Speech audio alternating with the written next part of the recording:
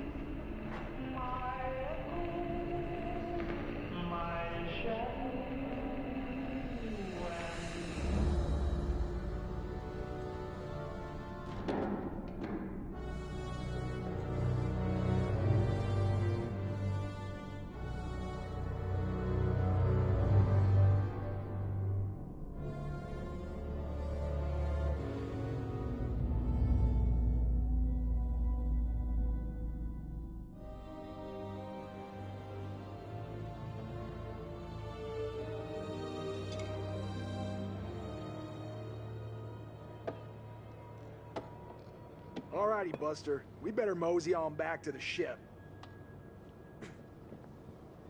Whoa. Stop the presses. What? Looks like old Charlie Charming's got a little business to attend to. 你能搏斗吗，勇士？ Can I fight? Hey, give me a quarter. Why? Gonna find out my future. Heck yeah, I can fight.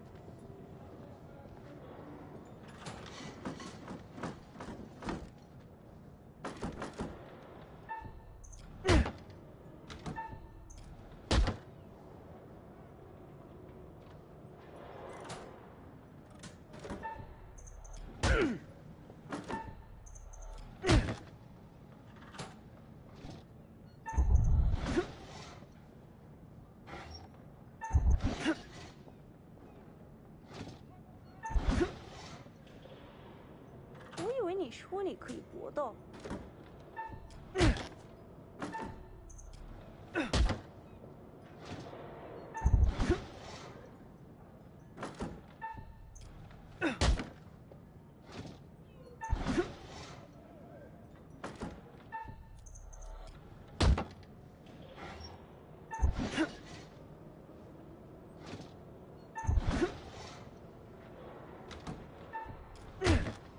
Guess I'm kind of a karate master, huh? No big deal. 为什么我在这个白痴上浪费时间 Sure. Tell your friends about me, huh? Okay, pal. Spread some of that good fortune around. Sure. But I gotta try out Mr. Punch 'em Up. Good luck. You got another quarter on you? What do I look like? A bank? Okay, old timer. What do I got coming my way? 你对这些牌有疑问吗？ I just want to stop it there. That's so cool. I've noticed the first difference with the Curator's cut. So in the normal cut, the guy who just left is the one who deals with this guy and you interact with. Whereas in the Curator's cut, it's this guy instead. Hey there, Lucinda. Welcome. Until Dawn went well. everyone died, and it was magnificent.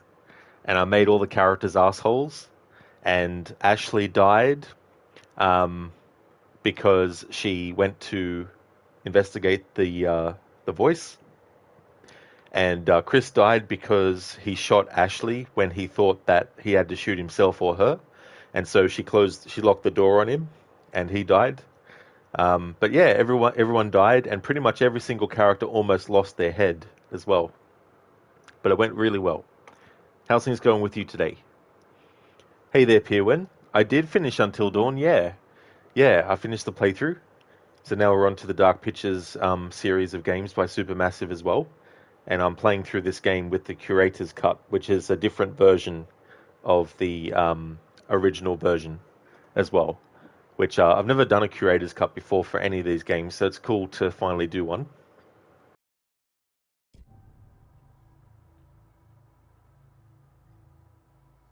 You think old Joe will ever make good on that 50 cents I just invested in him?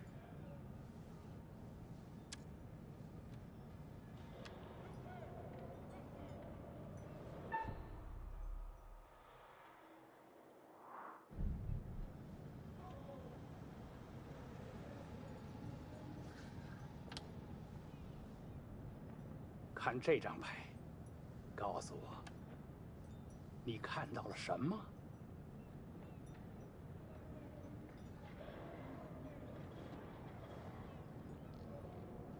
Well, that is a flower of some sort.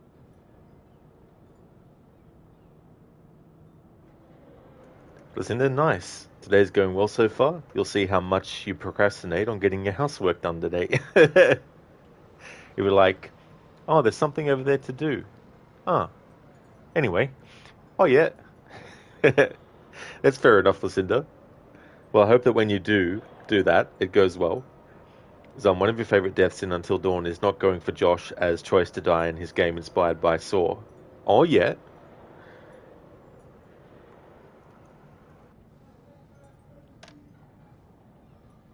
你的财富深深地植根在地里，它的根吸收来自于神秘起源的渗血。这种增长的唯一结果就是邪恶。 Evil? Huh? What's...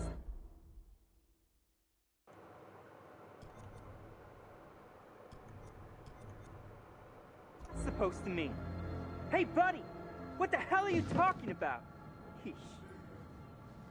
Hey, we should probably make our way back to the ship.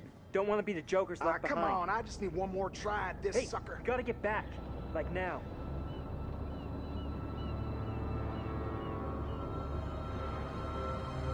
Pull in two! Cargo hold two!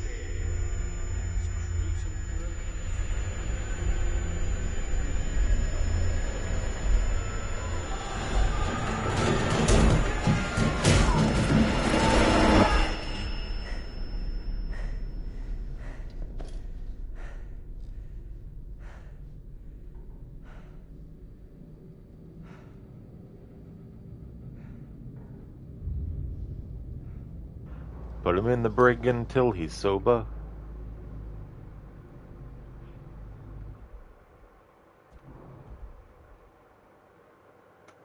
The characters are so baffled and in shock about it and realize just how doomed they are when they realize they're not going to survive until dawn. Code, you should watch some of the meal prep things, but you're too lazy now. Well, that's totally fair, Code. That's no worries. I won't hold it against you. Yeah, Lucinda, what a lovely stormy experience. So I like how in this Curator's cut we play as Charlie instead of playing as the other character. I can't remember. Joe, yeah. Instead of playing as Joe like you do in the original version of this game, in the Curator's cut you actually play as Charlie instead at this point. Hey? Hello? Anyone there?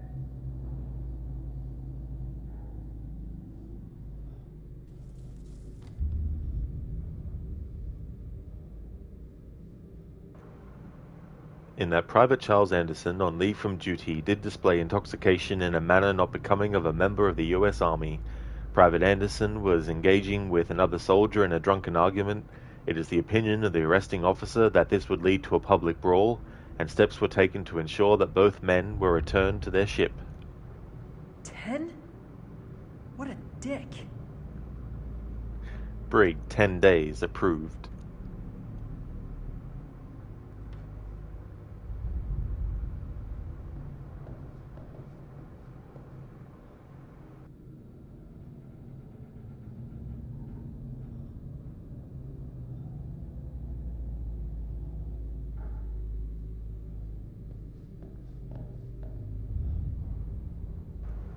Yeah, Brutus, that's right. All over 50 cents.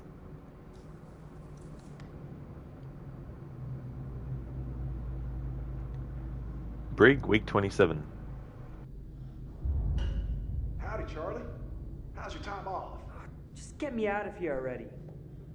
What the hell's going on up there? I heard aircraft and gunfire. Me too.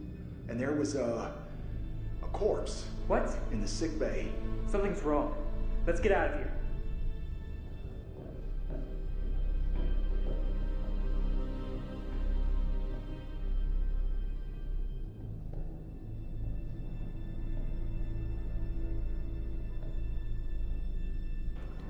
Okay, before I was interrupted.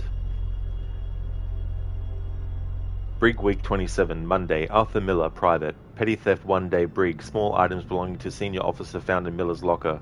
Items recovered and returned to owner.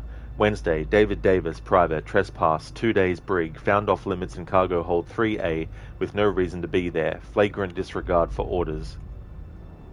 Friday, I don't know what PFC stands for. Lewis Brand, public intoxication 1 day, brig found drunk and acting inappropriately for U.S. Army personnel while on shore leave. Robert Reed, public intoxication 1 day, brig found drunk and acting inappropriately for U.S. Army personnel while on shore leave. Oh, thanks, Brutus. So it's private first class. I gotcha. So PFC is private first class. Cool. Thanks for clearing that up. Code, as the next week suggests, the thick soup will be from beans, corn, finger sausages, meatballs, onion, mushrooms, crushed tomatoes. Could add some chicken and cream to the mix. Spices, bit unclear yet. I mean, that sounds good already. Yeah, Pierwin, it's good to know. Like, there's some stuff, some abbreviations I've heard, and so I can kind of, like, you know, put two and two together, but other ones I'm like, You didn't know either, Lucinda? Yeah, it's so funny, like PVT, LT I know is lieutenant, unless there's another variation of it that they do as well. Saturday, Charles Anderson, private. Public intoxication, brawling 10 days brig. Found drunk and acting inappropriately for U.S. Army personnel while on shore leave. Joseph Roberts, private. Public intoxication, brawling 10 days brig. Found drunk and acting inappropriately for U.S. Army personnel while on shore leave. Assigned to sick bay for medical treatment prior to internment.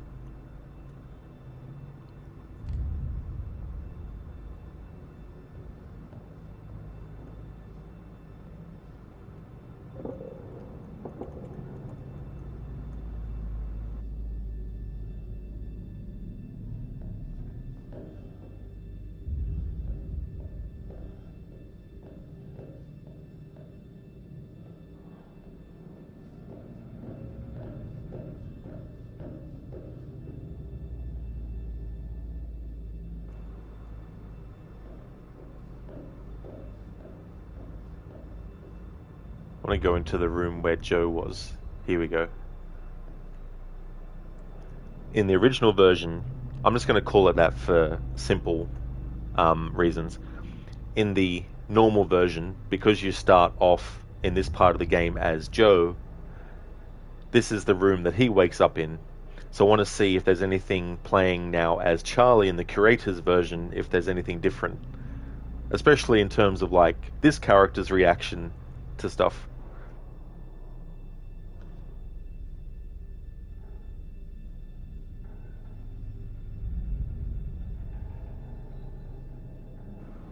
To Pops, come back soon.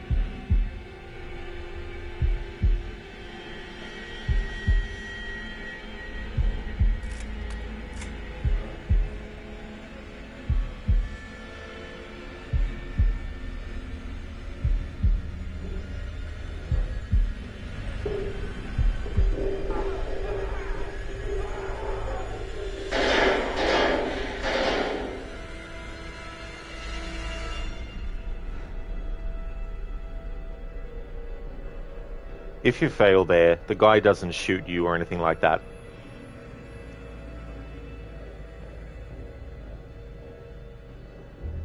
What the hell?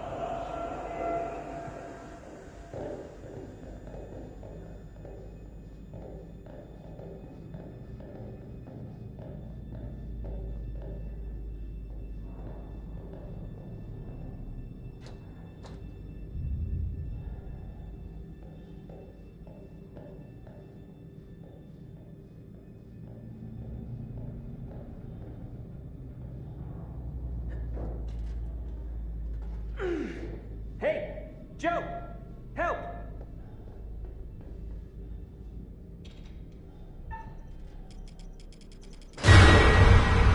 Fuck. Yeah, you said it. Food bar and then some.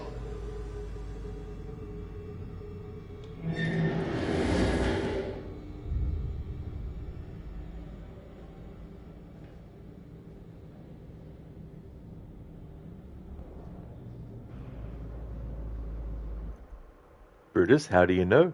Maybe they did get shot in the Curator's cut. Game over real fast. Who knows? Yeah.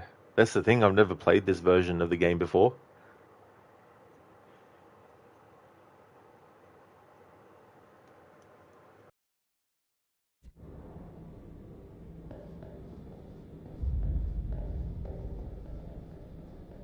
Christ.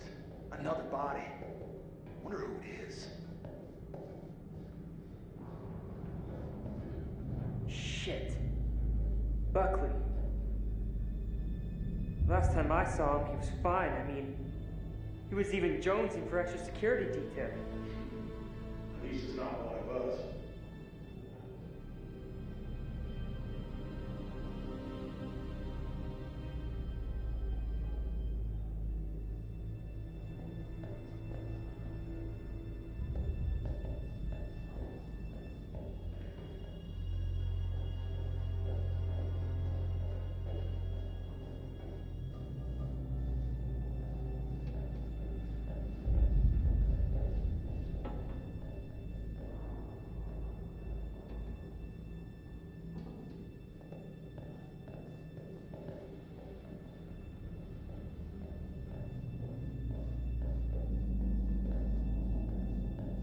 It's so cool too, because I've played this game a few times now on the normal version.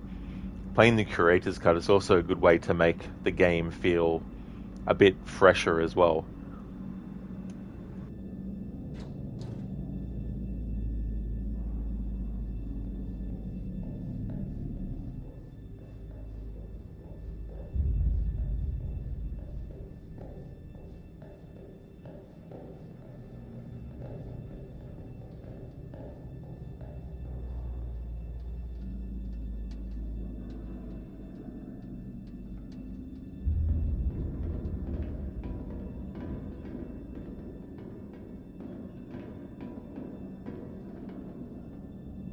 Hey, Chuck?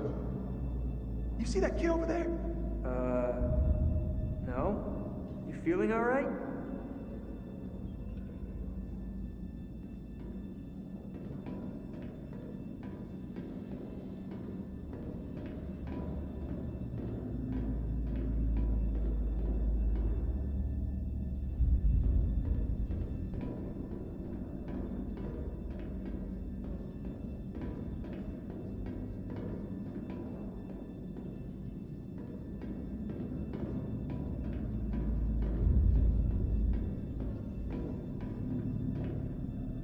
Joe? Get over here!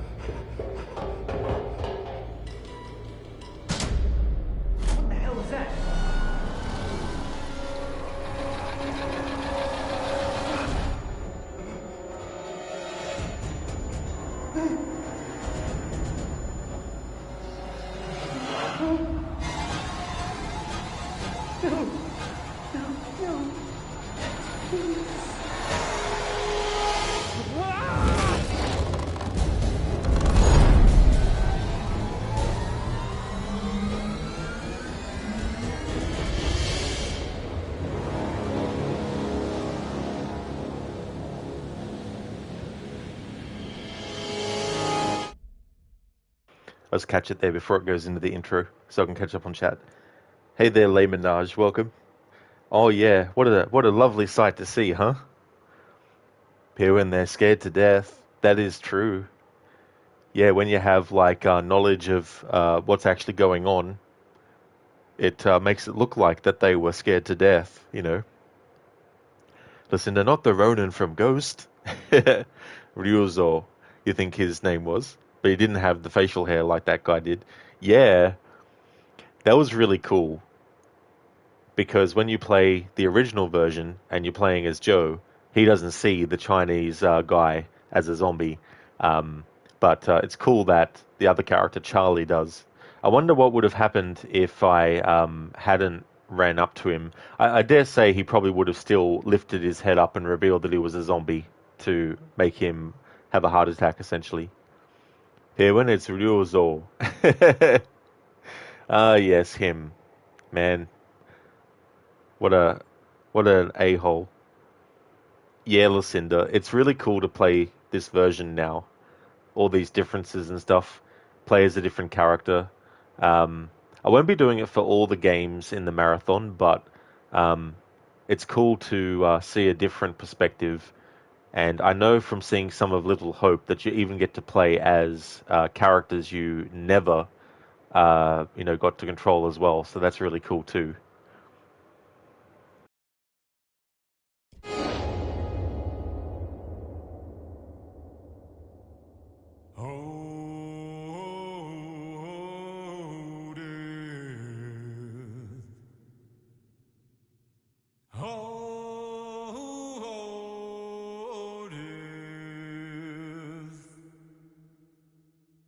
Won't you spare me over till another year?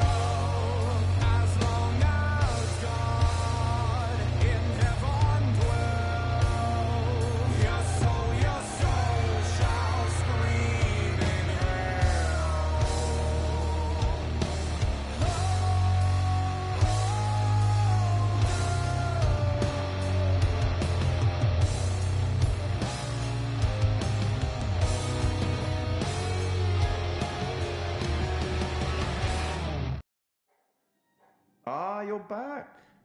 Interesting. Excuse me a moment.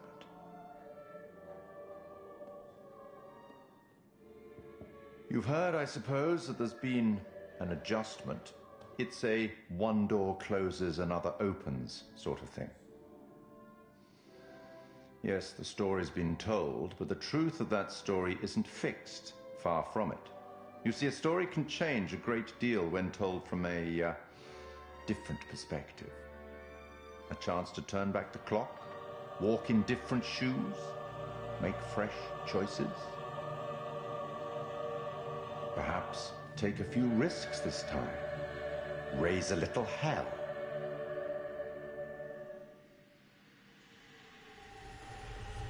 Hell yeah.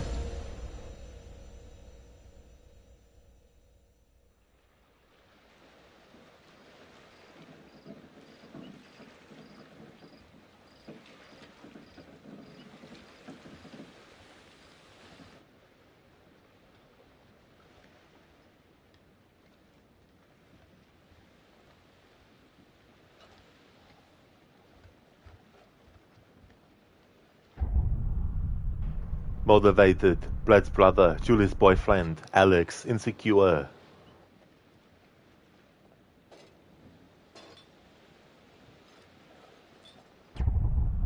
Brad with the Alex's brother, Innocent. Think we got enough? If we run out, we can always call for backup. So, look. I've never been down there before. Down? The water, diving. Well, maybe you could show me how the pros do it. Dude, of course. Yeah? I'm like practically a dive master, man. But I gotta tell you, I'm tough. No special treatment. You gotta do exactly what I say. So I gotta do what you tell me? Yep. So you're like my boss? Kinda, yeah. You gonna pay me? Whoa, careful. That dive cam is like super expensive. Look, bro, be cool. What? Julia and Conrad are, how do I say it? Super fucking loaded. So? So don't sweat the little stuff, man. It's not cool. Don't make me regret letting you tag along. Dude, you know I'm not like the best around new people. Whatever. Just shut up. Brad, you're not on this trip because you're my bro. I mean, you are my brother, but I mean, like, we're buddies, you know? Kinda. We're just out here to fucking hang, cool out, and kick it. What the fuck are you talking about? Let's just kick it and be legends, man. All right, amigo. Calvary's almost here. Cool. Sorry I'm a little snappy. We knew medical school would be stressful, you know? Total shocker. And man, the long distance thing with Julia, it's been rough. Yeah, I gotcha. It must be tough. No worries, man. Huh? Yep. Right on cue. What? Conrad doesn't think we have enough beer. Ah, I guess I keep these in an undisclosed location. Yeah.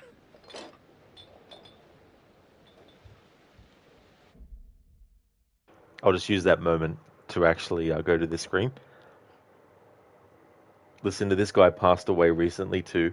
That is true, yeah. The actor who provides the face for the Curator, Tony Pankhurst, he passed away recently. The person who voices him is still alive, but the face model is passed away, unfortunately. I hope that they're able to keep... I understand if they can't, of course. And I wouldn't blame them if they can't. But it would be cool as like a tribute to his role if they were able to keep use his likeness still. Pierwin, thanks for the info, Arnie. Yeah, it's funny, Pierwin, when I was playing Until Dawn recently, whenever it would say previously on Until Dawn, I would do my Arnie impression to read it. So I thought I'd continue that theme into this by reading those moments. Yeah, Lucinda. Yeah, I don't think I saw the actor in much stuff. But in combination, like the voice that they chose worked really well. Hello there, Ave. It's going really good, thank you. How's things with you? It didn't go so well earlier for the characters in Until Dawn, though, because I killed them all off. But as for me, I'm doing fine. What's interesting in this Curator's cut is since we're playing as Alex, instead of playing as Brad at this point, it's interesting to see what kind of things you can actually choose to say as Alex in this conversation.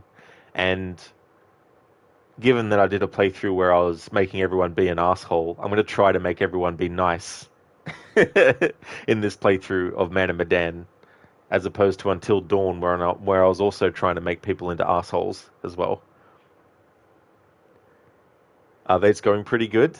Excellent. That's really good.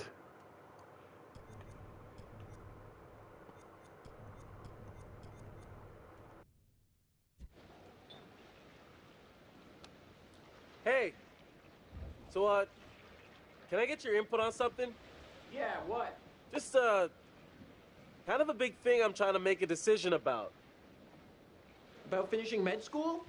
No, but it's just kind of a big life choice, you know? I don't know what's the right thing to do. Go with your gut. If it's right, you'll know. That's interesting, because that's a dialogue choice you can choose to say as Brad if you want to, but you don't have to. So it's interesting from this perspective, playing as Alex this time around. So I wonder then if the reason why Brad is responding like that to Alex is because as Alex, I've chosen to be nice to Brad. Listen, so we're trying to save everyone then? Whoa, whoa, whoa, whoa, whoa. I wouldn't go that far. I'm going to try to, actually, in seriousness. I think I'll try. If I don't, that's okay. But yeah, I'm going to try and treat this like I did when I first played it, where I was just, making whatever choices as well. But yeah, I'll try and see if I can make them survive. But I'll make sure that that I can make the characters be nice as much as I can. Proposal. Brad told Alex to follow his gut.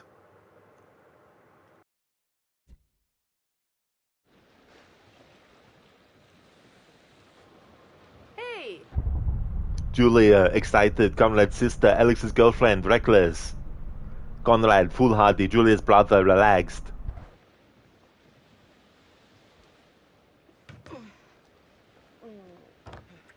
Oh, sorry.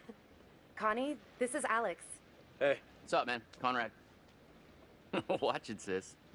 Lady killer, right here. Good to finally meet you, Conrad. This is Brad, by the way, my little bro. Hey. Bradley! Feel like I already know you. I've heard so much about you. Yeah, likewise. Miss me? Want to crack a cold one? Every second. That's a lot of seconds, cowboy. I mean, I would have gone with minutes. Way less needy. So, first dive, you and me? If you can keep up this time?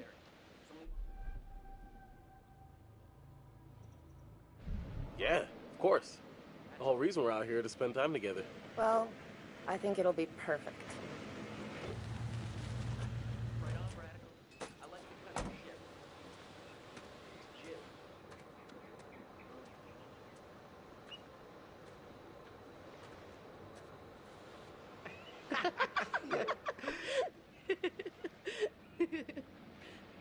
Where's the old crust bucket skipper, anyhow? Fliz, impatient, captain of the Duke of Milan, courageous. I'd invite you to make yourselves at home, but, So is everybody on board and ready to go?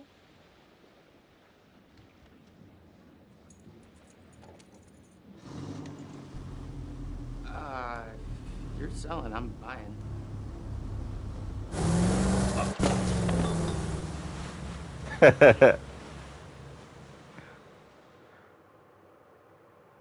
That's true, Schiller. It's blood for the blood god month.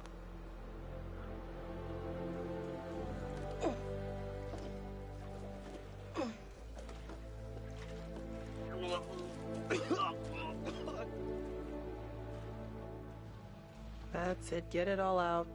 Yeah. You, wanna go lie down? Yeah. Maybe I should. Oh boy.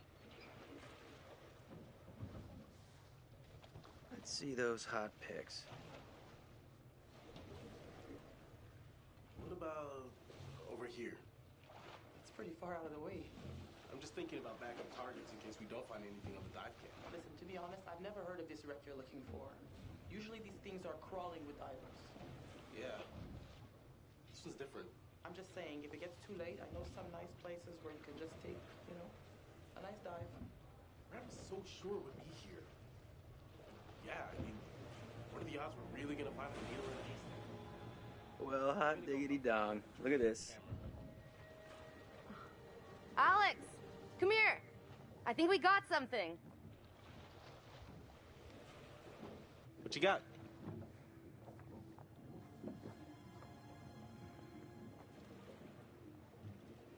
Feast your eyes on this. Brad's calculations were right on the money. Always bet on Brad. Kid's a whiz. We should thank him. Fliss! We found a plane! Yeah? Yeah, looks like World War II. We are ready to dive. Technically, we should call this in to port authorities as an unreported wreck. Well, technically. Are you sure you don't want to do this the right way? Wait, are you saying we shouldn't dive? Guys, look, I think we gotta listen to our experienced, beautiful, smart, and beautiful captain here. If she says we should do things Connie, right... please. I didn't bring you on this trip to get laid. Wait, what? No. It's not... I'm just saying she's right, not because she's beautiful. I mean, she is beautiful. But that's like a coincidence. She's the captain. Look, we paid for this dive. Generously, we're diving. You're the client. But if anything goes wrong... I just can't wait to be the first one down there. Can you imagine? Untouched?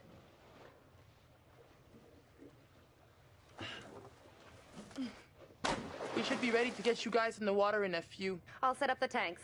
The boys will do the final checks. Take a look at the camera. See if you can find anything useful. Righto. Hey, maybe you should check on your bro?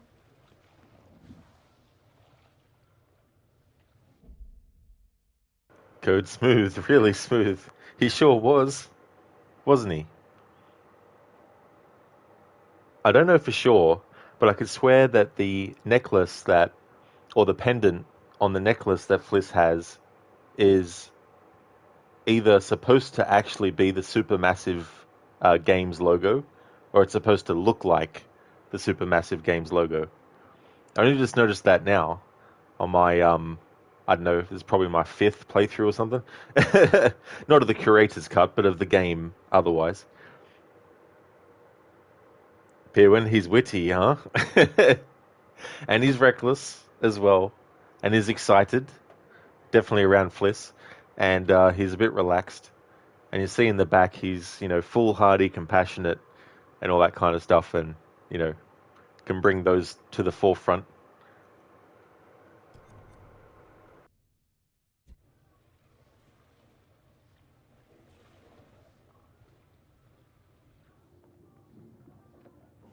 Oh, Captain, my captain. We have rules out here for a reason. You guys gotta respect that. At least you showed me a little respect. Even if you're the only one in the group.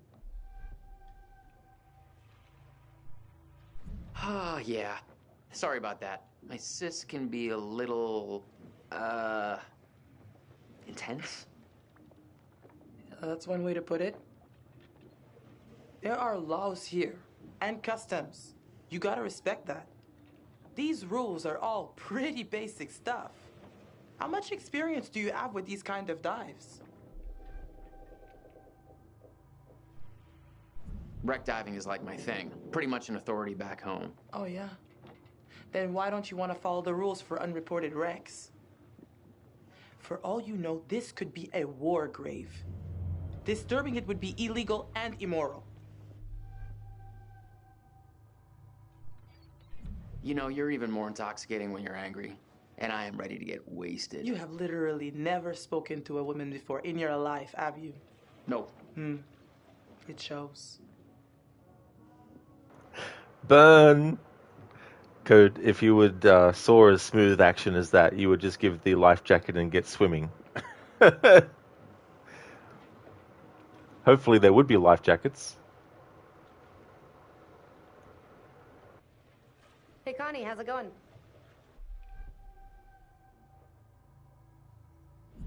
Hey, mind if I help you out a little? 1, why are you acting so weird? And 2, why are you offering to help for like the first time ever in your life? Look, I was just thinking it might make a good first impression on the lovely Fliss. Okay, now 3, don't call her the. She's a person, not a thing. And 4, do you ever even think about anything else? Hey, ladies got a thirst, and I'm here to quench it. And what's with all the numbers? Oh, yeah, I forgot. Bro's afraid of math. And that's 5. Gotta say, not too happy with our captain at the moment. Hey, she's all right. She's just a bit of a stickler for the rules. The word is bitch. Hey, look. She's not gonna be down there with you. She can't stop you from doing shit. Connie, you gotta keep it in your pants around Fliss. Just cool it with all your desperate pickup bullshit. Desperate? Look, I could charm the fish from the sea, sister. Just you wait. All right, I'm gonna get these rebreathers set up, and then we'll go through the final steps together. Great. I'm gonna kick back and enjoy the sights for a little while. And by enjoy the sights, I mean I'm gonna ogle our captain like a grade A creep. Yeah, I got it. Gross. Hey, at least I'm honest. Still gross. It's interesting because the dialogue options there are very similar to if you're playing the original version, in which you're playing as Alex at this point, and Alex is speaking, or you can have him speak to Julia. It's definitely very interesting playing the Curator's Cut. I'm actually enjoying it a lot. Not that I was expecting to not enjoy it, but I'm enjoying it. Pierre went, damn. Yeah, Julia definitely laid it down there. Lucinda, okay, Rod, it's about time for you to go run your errands. You'll be back in a couple of hours. No trouble at all, Lucinda. If I'm still not streaming when you are done, that's all good. I hope that everything goes well. But yeah, if I'm still streaming, I'll see you when you get back. Would like to highly recommend people check out Lucinda's channel. Lucinda is doing a playthrough of the Silent Hill 2 remake on her channel at the moment. She'll also be doing a playthrough of Hellblade 2. And most recently, she did her first ever playthrough of Little Nightmares 2. Also a huge fan of the Evil Within series, as well as The Last of Us and Resident Evil as well. So definitely recommend checking out Lucinda's channel, and she's got some really cool raccoon-themed emotes as well. All good for the shout-out, Lucinda. No worries at all. Thank you for being here, and I hope that your errands go well. Thank you for leaving the lurk, Les Menage. Thank you very much. Code Conrad's hometown is Narnia. What a crossover that would be with this Dark Pictures series.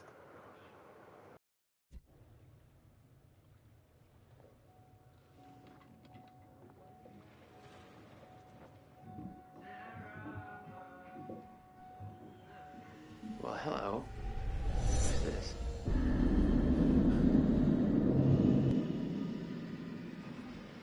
Cool.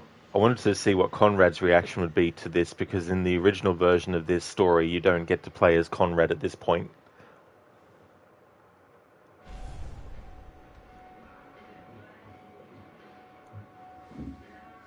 How you feeling? Shouldn't have had that beer.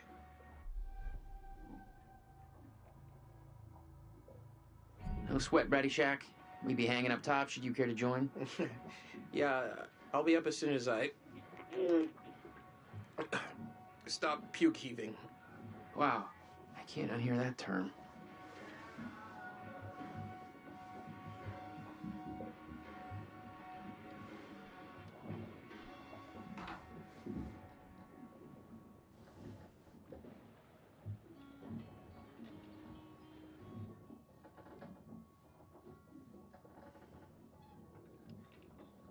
Hello, locker. What you got inside of you? Interesting. What's this now? Fancy. Good on you, Alex.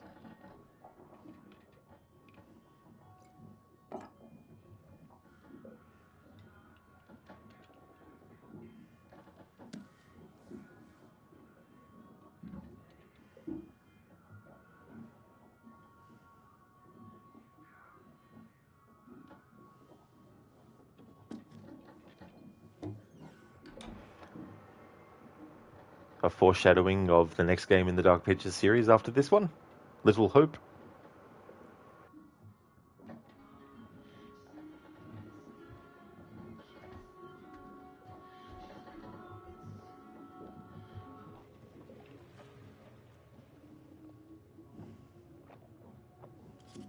I think this might be bogus. Full name, Félicité Dubois, 9146-OW is the driver number. Birthday is the 10th of the 3rd, 1983. Height is, I like the the typos. Height 5 feet 8 inches. Weight 120 pounds. Eye color brown. Hair color brown. The instructor identified on the rear is authorized to conduct classes in the designate specialty as sanctioned by Dive Master Federation. Hey guys, tanks are ready. Expires 12/31.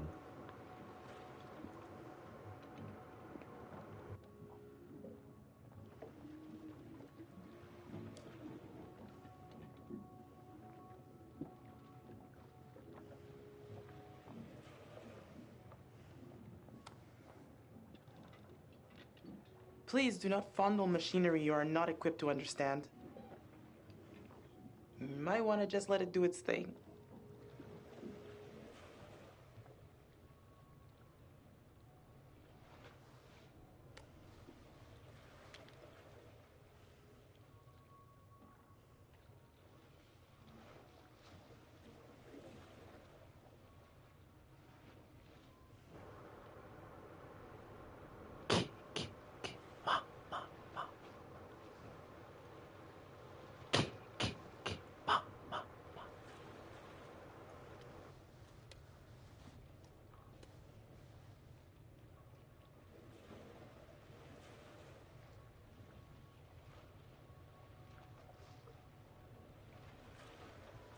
Okay, so this is the rebreather. Way cooler than a regular scuba setup. It takes all that CO2 that you'd normally just exhale into the water, and instead, it gets totally reused. Then it reduces decompression time on your way up. State of the art. Okay, O2 check done. Whoa, Eager Beaver, you gotta check your O2 first. Looking good, Jay. I'd like to take you underwater. Hey, that's my sis you're talking about. You know it. Okay, you little clownfishes. I'm gonna go see what Fliss is up to. You behave, Connie.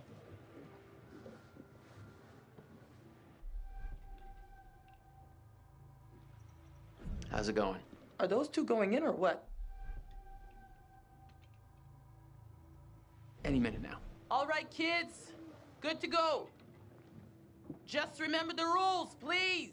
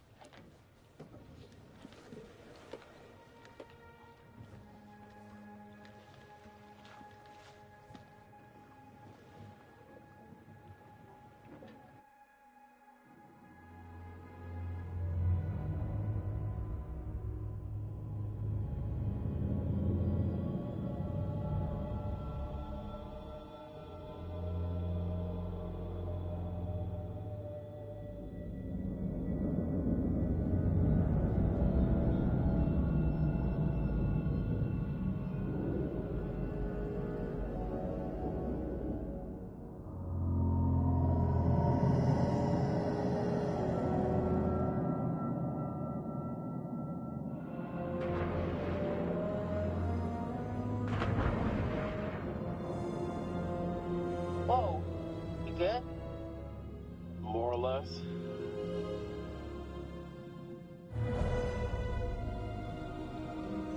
Too bad Fliss is so uptight. She acts like we're going to ransack the plane. Hey, a souvenir would be cool. It's not like one tiny little thing would hurt anybody. I won't tell if you won't. Not like they can scan the wreck every night at sundown. There. That shape. That's gotta be it. Whoa. That is, like, way bigger than I thought. Damn. It's pretty intact, too. This is a fucking remarkable find. Let's swim around a little and find a way in.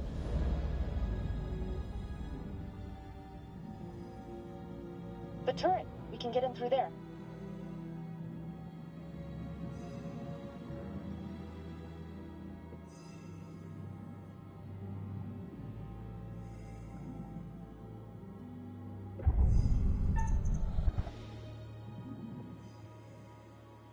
Whoa, careful. Could be dangerous. Ladies first? Can I just take a second to say, holy shit, Alex, we did it. I mean, can you believe it? It's a dream come true. Let's not waste any time not exploring. Go, go, go!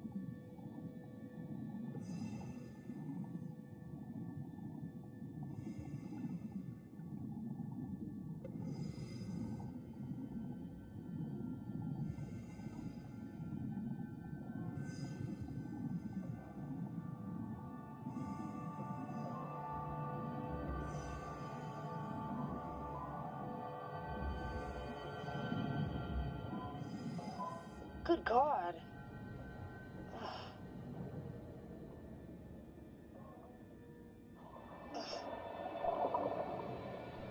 Ugh. holding something.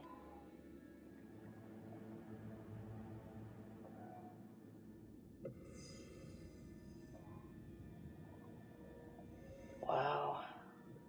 What the hell happened here? From the look of things, they knew they were goners.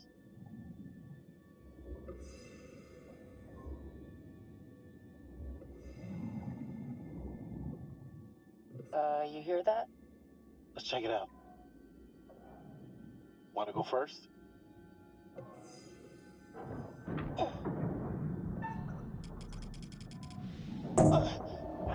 Cheap piece of shit. Interesting. Speedboat. Julia had to use the knife to open the cockpit door, breaking it in the process.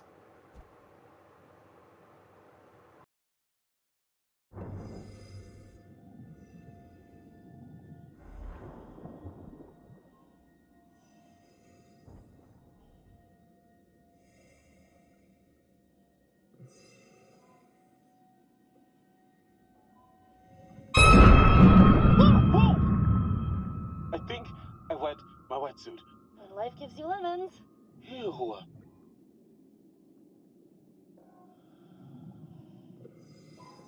Pilot and co-pilot. Gotta be. Plane crash not high on my list of ways to perish.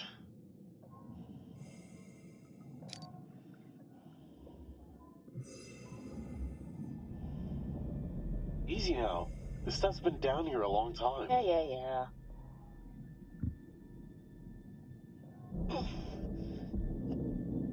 Oh, Julia! Oh my God! Just don't touch anything else, please.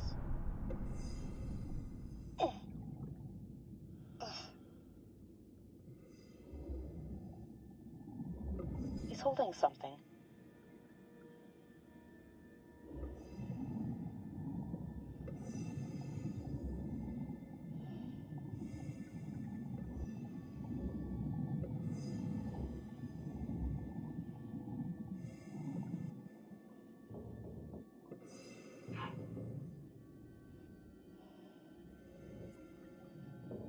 Bullet holes.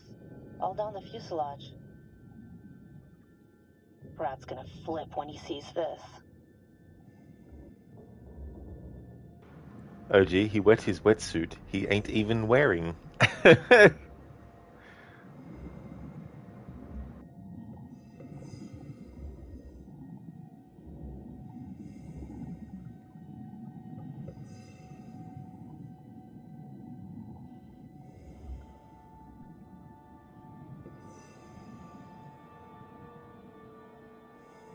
Julia, leave it. You'd have to take your gear off to get in there. Not worth it. That pipe's pretty tight. What if you get stuck without your rebreather? Maybe it is kind of dangerous.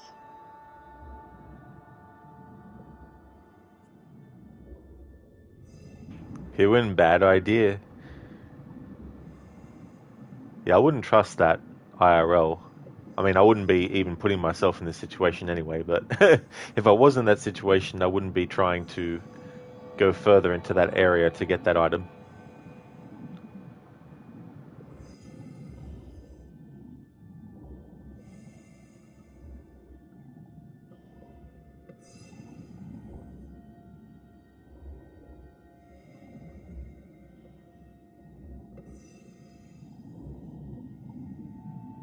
He's holding something.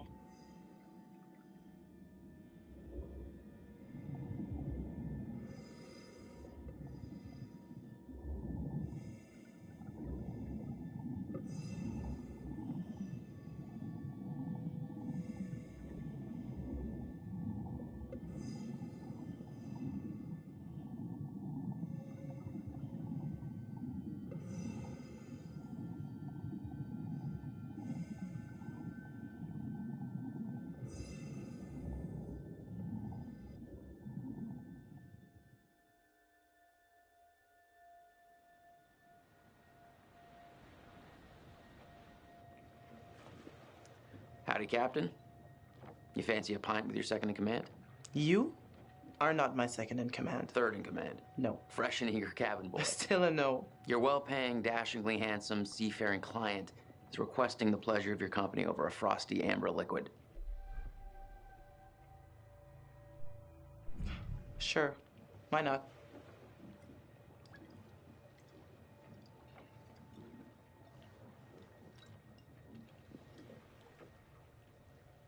Pretty nice ride you got here. Where'd you get the cash?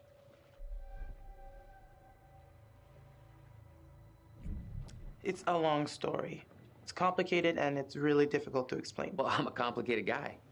Try me. Well, it involves at least several trips to the bank and signing of big stacks of paper with large numbers on them. So you took out a loan? You know, you're smarter than you look. If you're interested, maybe my family can make an investment in your business. That's very kind of you to offer. I suppose we could have that conversation. You know what? I better spend some time keeping the Duke of Milan shipshape. Aye, aye.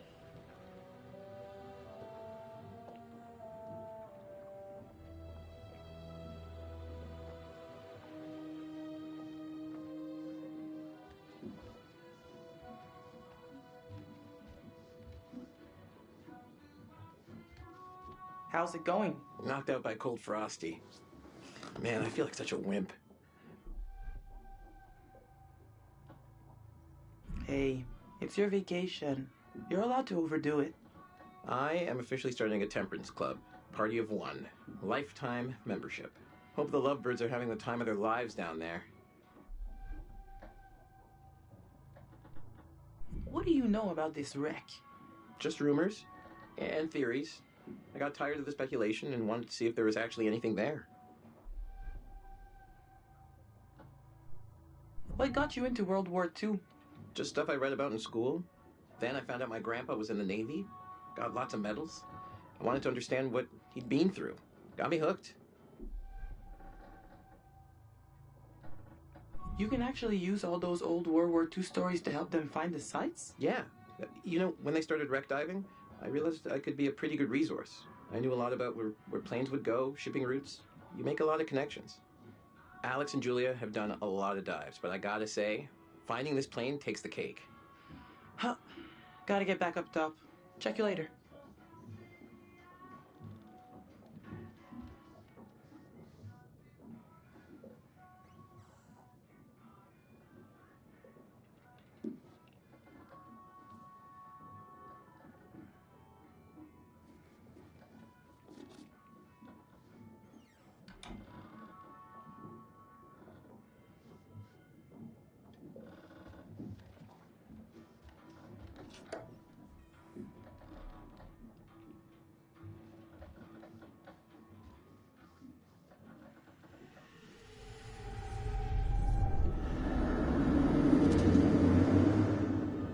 Why do I keep these around?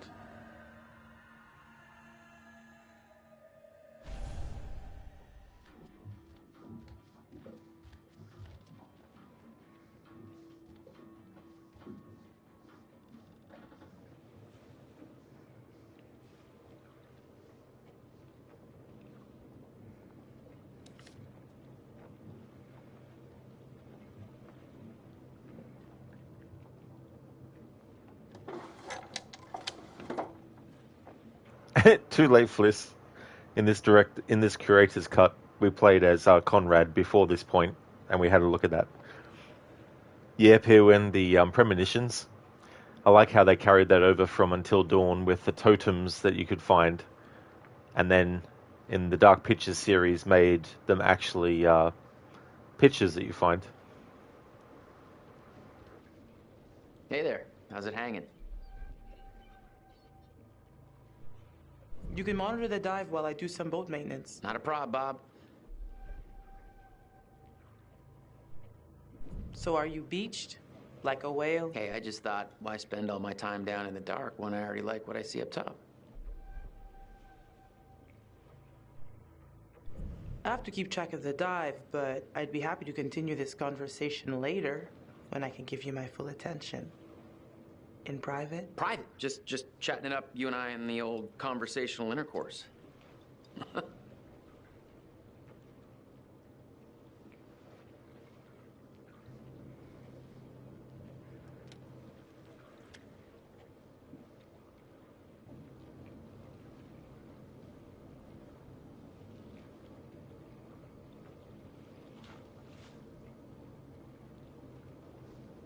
Here went, ooh! I wonder if they'll survive. I don't really have any sort of like goal in mind for this playthrough because I've never played the Curator's cut of it. So I'm really just picking whatever, really.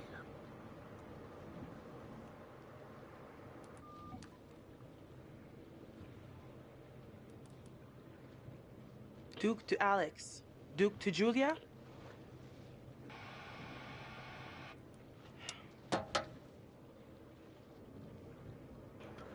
Sheila, someone is getting laid tonight.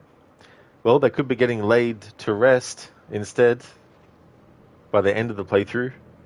That's if I make certain choices.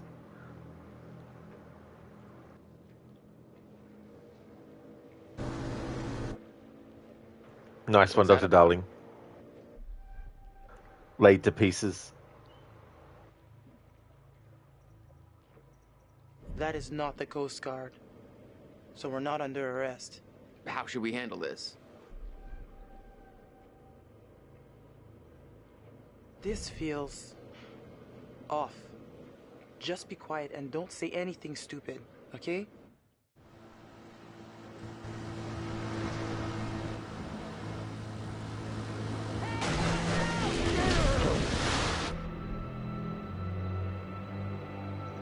Hey, get out of here! What do you think you're doing?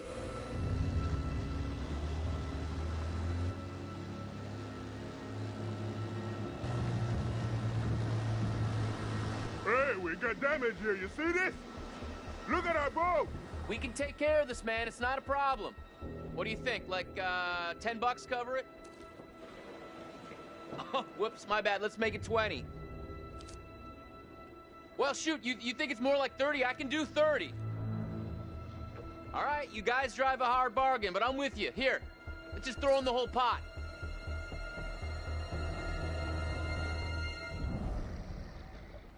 Let's go. No! I guess they didn't need the money.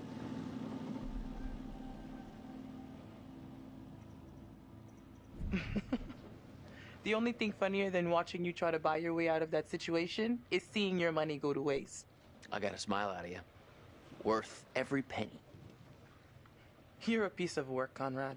I'm not all work. I'm a little play, too. Are you trying to flirt with me? Is it working? I don't even know what it is. Well, when you think of something, I'll just be over here taking in the view, flirting up a storm, #wink. Okay, I think they're on their way back up. And I was getting used to it just being you and me. We need to light the grill. Oh, pick me. You can call me Grel Capitan. You may light the grill, but I will never call you that.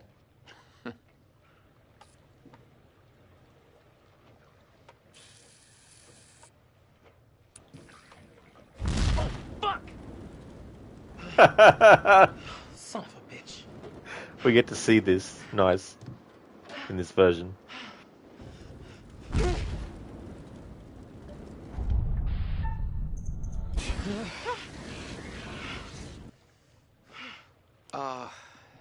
Damn, Fliss, I'm sorry. You know you can think before you do something stupid, right? It's an option.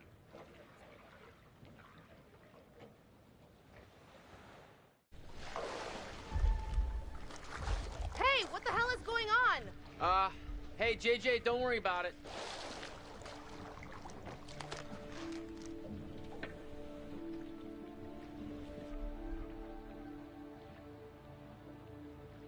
There was a little, mishap with the barbecue. Jesus, looked like the whole boat was lit up. What was up with that other boat? These fishing guys came by and ran into the dive line. Whatever. Who cares, right? What I want to know is, what'd you guys find? Well, we found the plane, and it is huge, full of cool stuff. Oh my god, you guys, Can you all just shut up for like 1 second? Holy shit! Dude, bro, congrats! Nicely done. Come up and let's celebrate. That's so cool. We actually get to see that happen in the Curator's cut. In the original, you don't. Now, what's interesting is because we were playing as Conrad and Fliss, while Julia and Alex were still down in the wreck, in the original version of the story, when you're down there, you can actually choose to propose or not. So it's interesting that in the Curator's cut, it's an automatic propose. So I wonder then if you could consider the Curator's cut, at least from the perspective of characters that you don't get to choose certain things for that you do in the original version. I wonder if you could say that all the choices that we see in this version that the other characters make means that those choices are canon, and then if you play the original version, the choices that you make in the Curator's cut, whatever choices get made there. So maybe I wonder if that's a good way to figure out exactly using the two and looking at them, which is actually the canon set of choices throughout the whole playthrough. Brad told Alex to follow his gut. So Alex proposed to Julia. Okay, so yeah, because Brad... No, that's right, because we played as Alex in this version, so Brad automatically said for Alex to follow his gut. There we go. So Alex proposed to Julia. Julia said yes, and Alex and Julia announced their engagement to the others. The bends. Now this is what I was interesting. Aha. Julia panicked and swam up to the surface before decompressing. So spoiler alert for those people who haven't played either version of this, the regular or the Curator's cut. If you, as Julia, in the regular version, if you choose not to decompress, at the end of the game, after the credits have actually played, if Julia is still alive, if you didn't decompress, she'll actually die. So the game makes you think that she is going to survive, but then she dies in the after credits sequence if you don't have her decompress. So it's interesting that in the Curator's cut version, they automatically make it that she panicked and swam up to the surface before decompressing.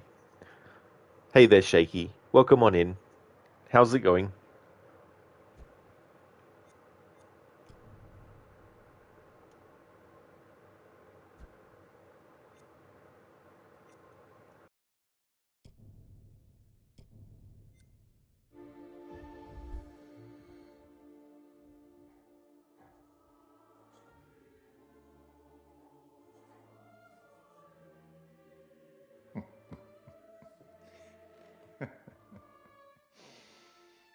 You're getting to know these intrepid adventurers then.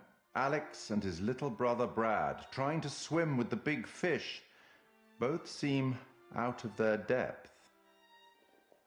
And Julia, the love of Alex's life, and he the love of hers. What about Conrad? A bold fellow, you might say. Or maybe you'd say arrogant. And then there's Captain Fliss, strong, forthright, stubborn. Do I detect a spark between her and Conrad? Let me reassure you, you help them to make some decisions they'll value later on. And some I think they may regret.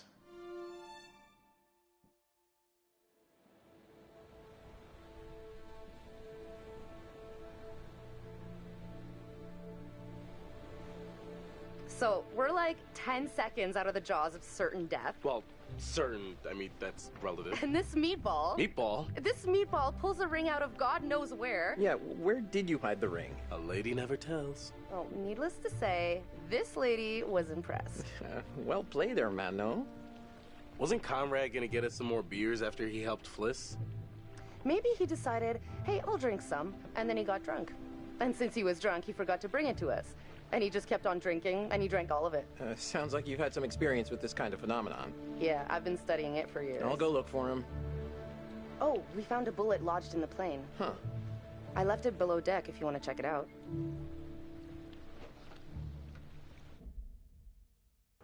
Shaky, you're just waking up. How's the game?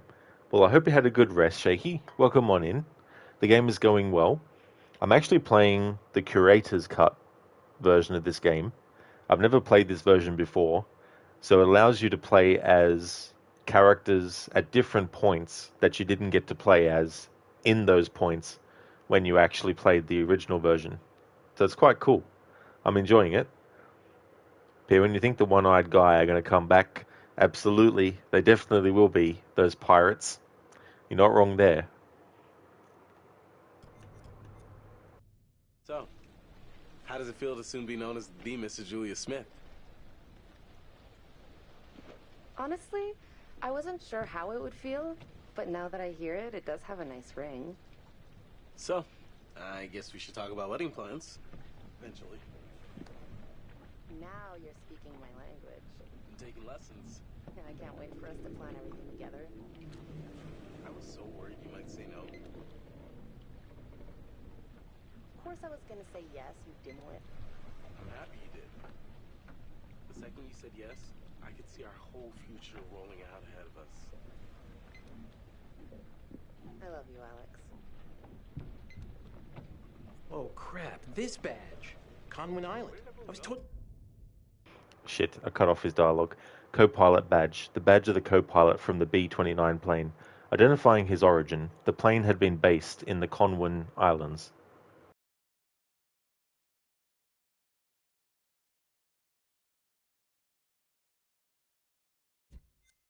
Right. There was much celebration to be had. I'll go find them. You just relax.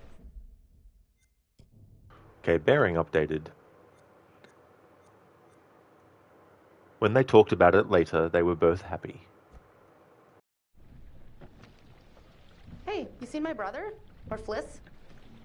No, I got distracted. Let's go get him. Sure.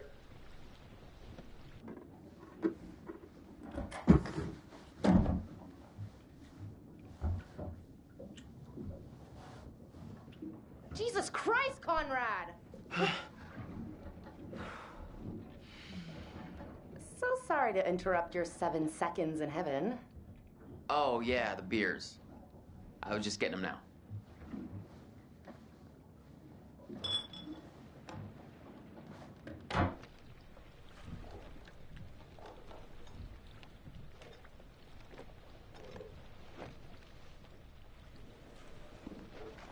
Yeah, Pewin, yeah. All right, now that everybody's here, let's take a look at the navigator's pad we found. Maybe we can figure out why the plane was out here. Where'd you put it? It's in your case. Okay, I'll go get it. Hey.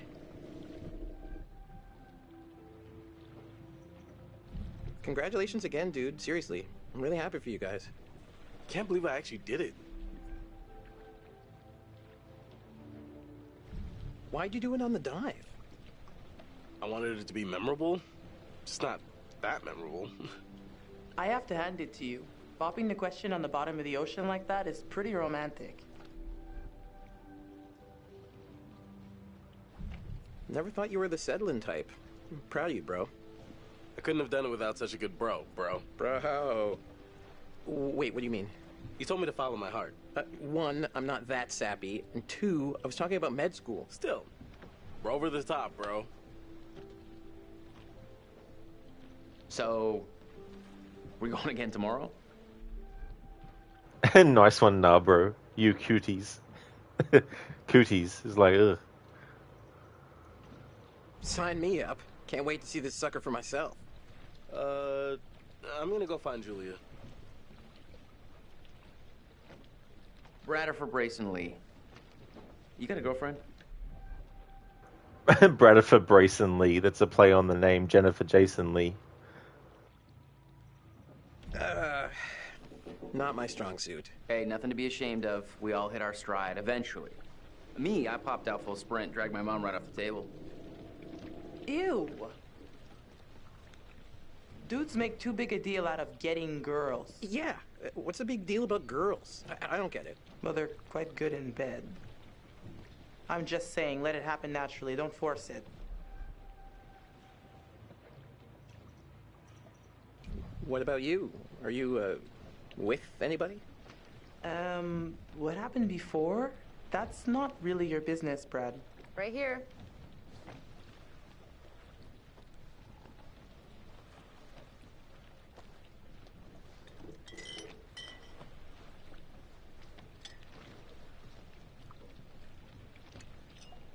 Hey, whoa there, sailor.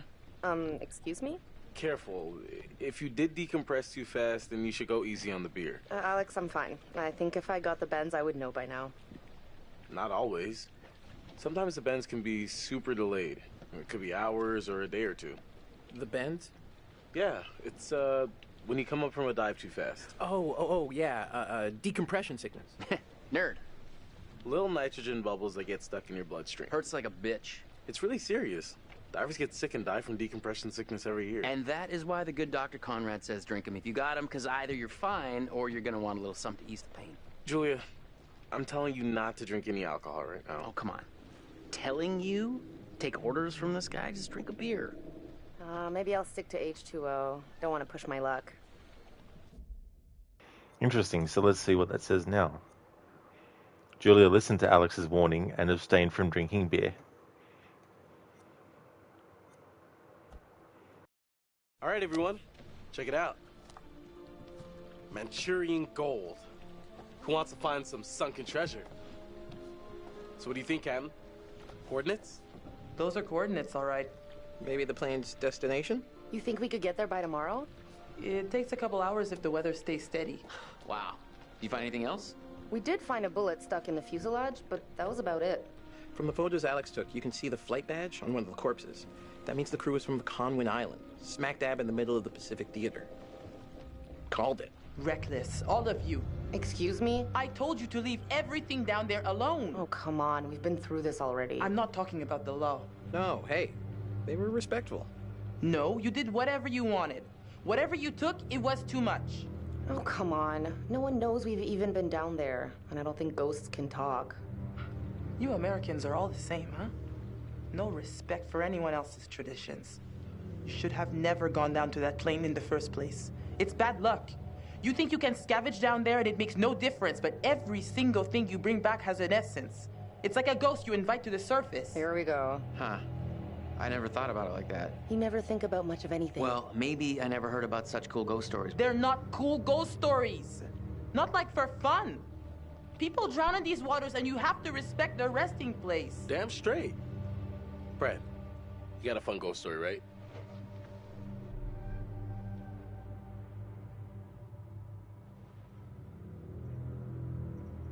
Yeah, sure, but, you know, nothing like what Fliss is talking about.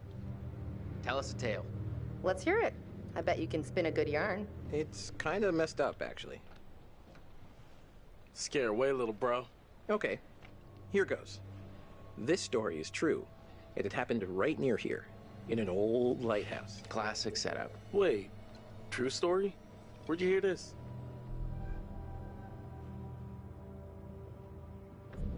Ah, well, down by the dockside, I found an ancient old man, skin like a leather book, eye patch, wooden leg, the whole 9 yards. And for $1, he told me his secrets. Seems legit. The lighthouse stood atop an atoll, isolated from the rest of the world, a lone beacon in the night, a sailor's respite. The lighthouse keeper would hear the waves pounding the rocky shore. One misty morning, he comes upon a woman, covered in blood. She's stumbling down the beach. He hurries to her aid, and she falls into his arms, sobbing. As he hurries her back to the lighthouse, he asks where she's from. He doesn't waste any time. Smooth. He of the one-track mind. The woman answers, I live here, in the lighthouse. My parents are upstairs right now. Twist. Of course, the lighthouse keeper says, that isn't so. Of course, he's lived there alone for years. And the woman becomes hysterical and insists her parents are upstairs. So, they go to the top of the lighthouse, and there, splayed out on the floor, is a man and a woman brutally murdered with an axe. Always an axe. I mean, do people even use axes anymore? just reporting the facts, cliches and all. Chopped up into little tiny giblets with an axe. So gross. Okay, so who did it? The woman says, "It was my brother." And she turns to the closet and says, "He's hiding in there." Oh, great. Blame the brother. So the lighthouse keeper creeps over to the closet, opens the door, and sure enough, there's a man inside. But he's cut his own throat. Horrified, he looks closer to see the dead man's face in the dark. Closer. Closer. And he sees it's his own face. And then its eyes bulge out and screams.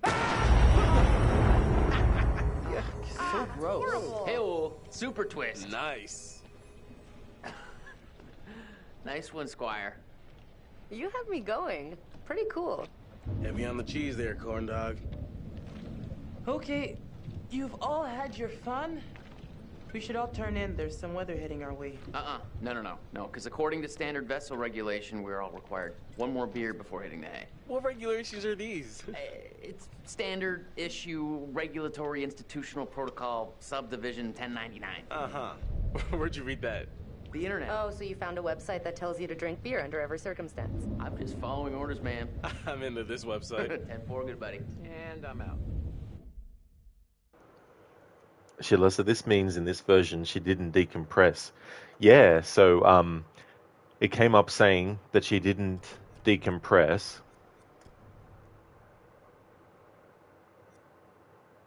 But it makes me think now about whether or not drinking beer can actually reverse it, or at least prevent it from happening. But this was something too that was automatically chosen in this version, was for Julia to listen to Alex's warning. Pewin, that was actually good. Yeah, it's a pretty cool ghost story that Brad tells there. Now, the cool thing is, in the original version of this story, you don't get to choose what Brad actually says when he's telling the story. So I thought it was kind of cool that in this version you get to actually choose what he says. And on purpose, I was trying to choose the opposite to what he actually says in the other version, so I could see what the differences would be. And I think I got it right in choosing the opposite of what is in the normal version. Like, I think in the normal version of the game, when he tells the story, he says it's actually the husband of the woman in the ghost story. So I decided to choose in this version that it was the brother instead. So I'm pretty sure I chose all the opposites of what Brad actually says in the original.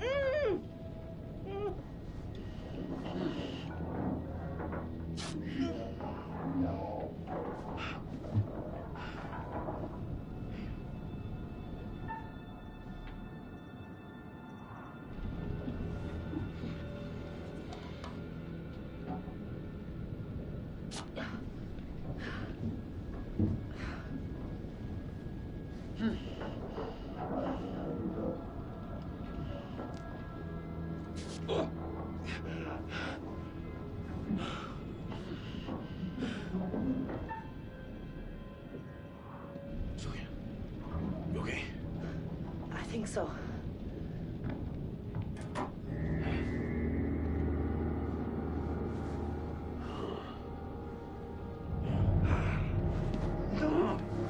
Damn it! Stop it!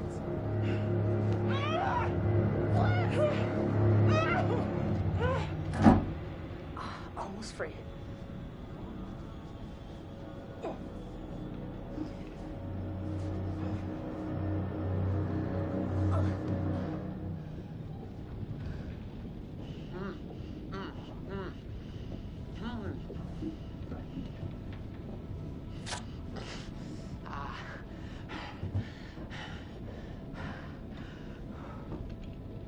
Hey, so, good news, bad news.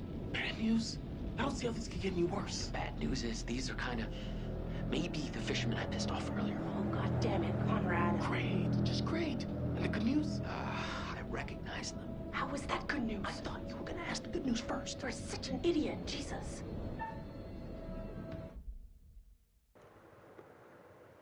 Shilly, I wonder if it's possible to get a canon playthrough. It would need a lot of playthroughs on both cuts to get all choices how they're meant to be. Yeah, that's what I was thinking earlier.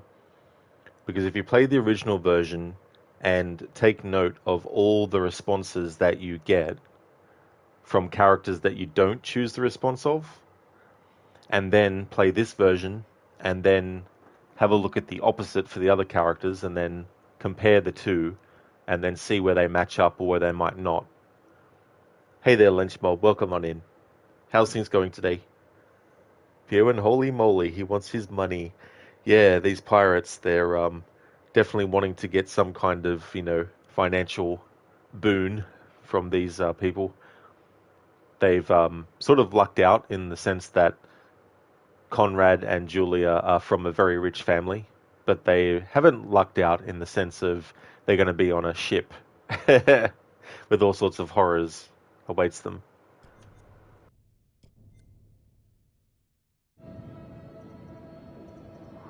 Hey. Alex, what are they gonna do to us? Don't worry. If they were gonna kill us, they would have done it already. I'm not just worried about being killed.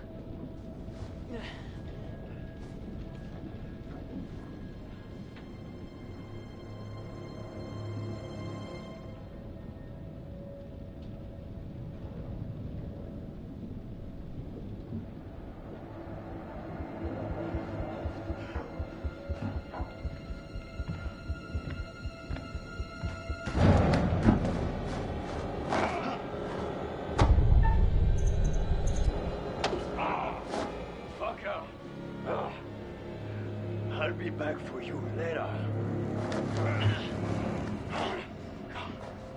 Conrad!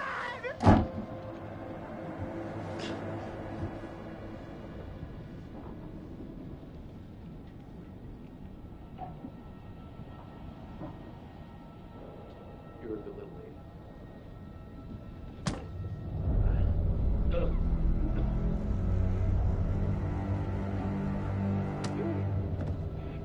What's happening? Can you see it?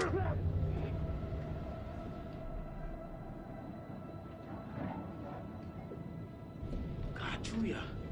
They're beating the piss out of Conrad. We gotta get out of here.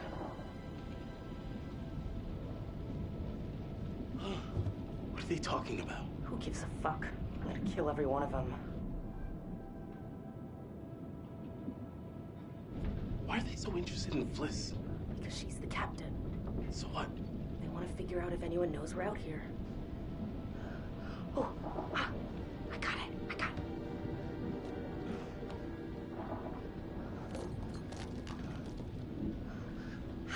Yes.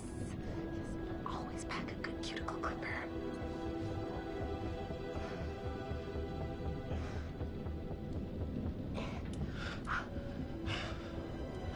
Julia, they're coming back.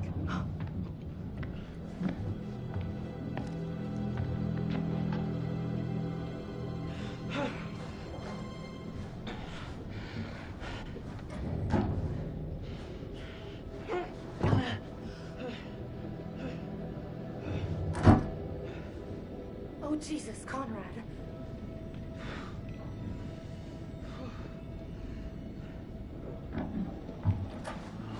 Wait, no! Alex! Stop it! Let her go! You bastards! Hey. Lipstick. Shut the fuck up.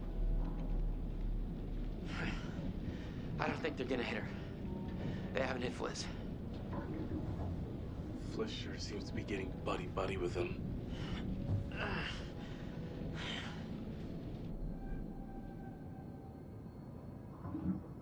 Did you see my brother? No. But I'm sure he's fine. These guys probably just want money or something. All right.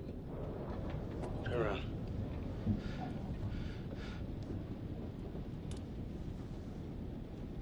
Don't let them see your hands. Once we get Julia back, maybe we can take them by surprise. Okay, they're coming.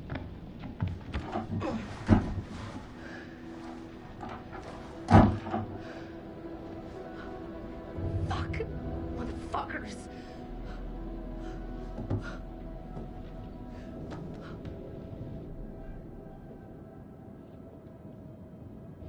Hey, are you okay?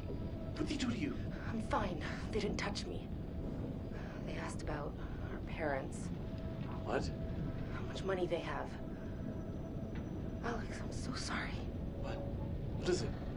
They took my ring. Julia, it's okay. It's okay.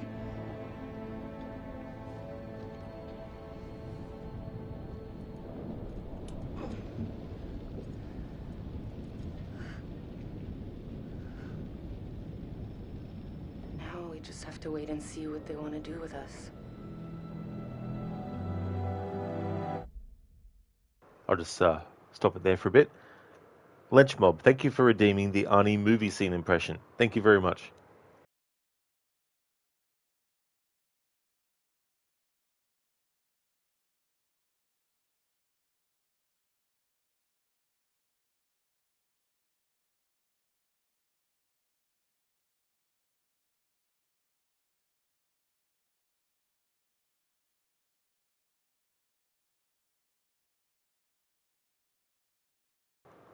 Okay, so I've got one.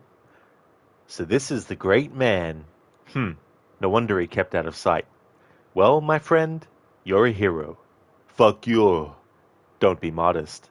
Quarto is dead. The resistance has been completely wiped out, and you were the key to the whole thing. He's lying. You two-faced bastard. You can't blame him, princess. He's innocent. You see, Quaid, none of my people could get close to Quarto. Fucking mutants could always sniff us out. So Hauser and I sat down and invented you. The perfect mole. You know you're lying. Hauser turned against you. That's what we wanted you to think. Fact is, Hauser volunteered to become Doug Quaid. It was the only way to fool the psychics. Get your story straight. This idiot has been trying to kill me ever since I went to recall. You don't kill someone you're trying to plant. He wasn't in on it. You set him off by going to recall. So, why am I still alive? We gave you lots of help. Benny here. My pleasure, man. The guy with the suitcase, the mask, the money, the message from Hauser, all of that was set up by us. Sorry. Too perfect. Perfect my ass. You pop your memory cap before we can activate you. Richter goes hog wild, screwing up everything that I spent a year planning. Frankly, I'm amazed it worked. Well, Cohagen, I've got to hand it to you. It's the best mindfuck yet. Thanks for redeeming that, Lynch Mob, from the original Total Recall from 1990.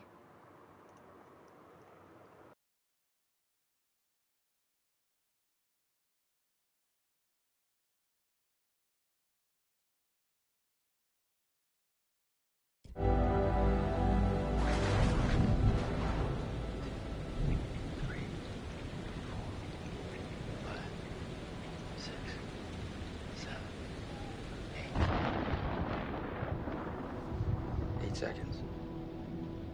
The storm's 8 miles away. They came here on a boat. Maybe we can take it. Yeah. Yeah, it's a speedboat. The main guy here. He's got a gun.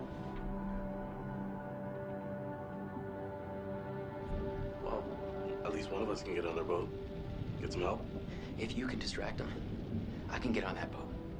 The dude with the gun won't even realize until I'm long gone. 7 seconds.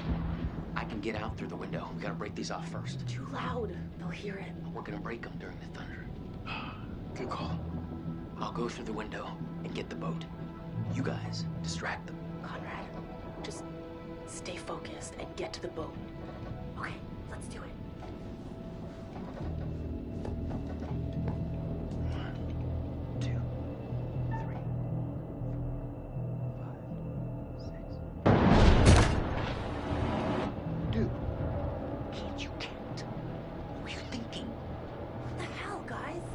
I pressed it on 6, but anyway. Conrad, just get to the boat. Shit.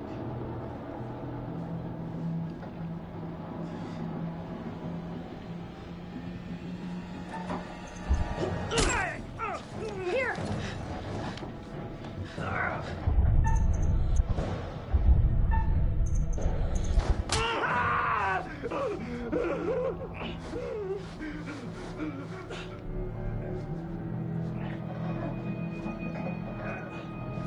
Stop! You're struggling! You want me to touch you? Huh? Is that what you want? Stay back. Keep your eyes open.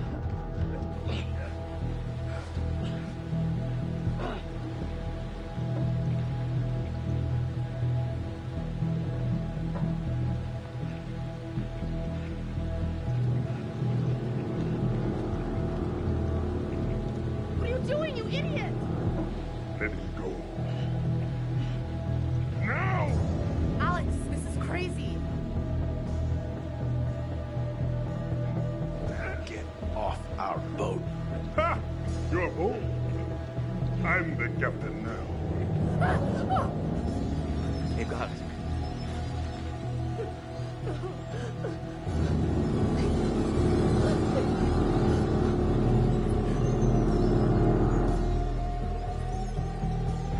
You win.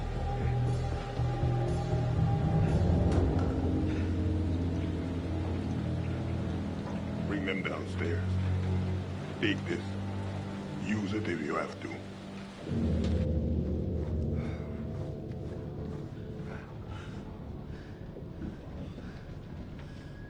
Sit down. Over there. You, right here. Sit. Now. Arrêtez, bande de cons! C'est mon bateau! Stop! Ferme-la, ou je te mets mon poing dans la gueule.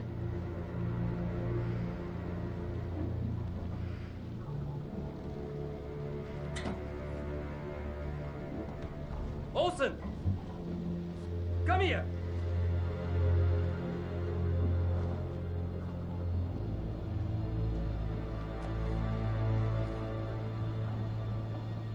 Which one of you is gonna tell me about this Manchurian gold?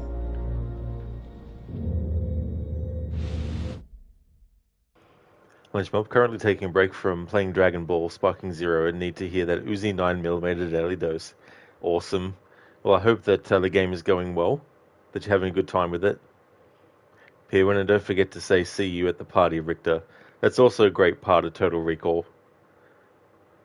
That fight on the elevator, and then basically his arms get separated from his body as he falls down the shaft, and then Arnie throws his arms down and yells, "See you at the party, Richter."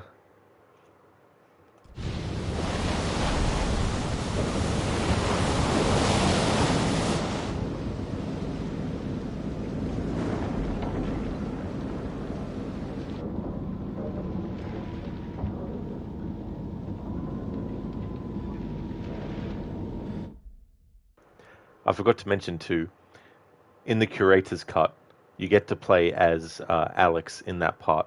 In the normal version of the story, you don't get to. So it was interesting, actually, creating the tension of stabbing the guy with the scissors and then using him as a leveraging, and then the whole thing.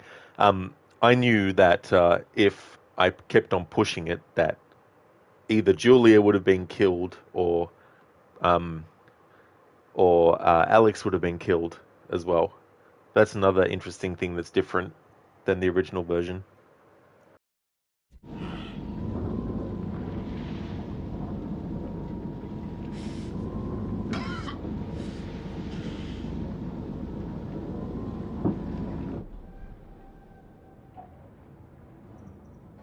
Julia, I'm sorry. This whole fucking mess. All right, shut the fuck up! There's no harm in just talking. You want to talk? Keep the volume down. Hey, come on. We're just passing time. No big deal. Keep quiet. Captain says shut your mouth. You shut your mouth.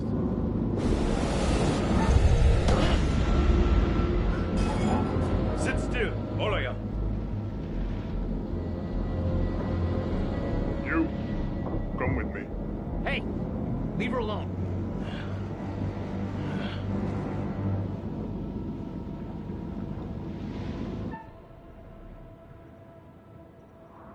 What the hell is going on, Alex? Julia, are you okay? Yeah, I'm fine, but it seems very possible nothing else is.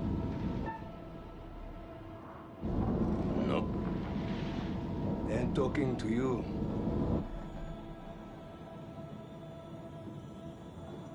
Just, please, take the gun off of us. It's making everybody nervous, and nervous people do stupid things. You don't want blood on your hands, do you?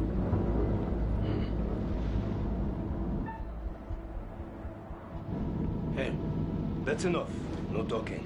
This ain't summer camp. couldn't talk at summer camp either.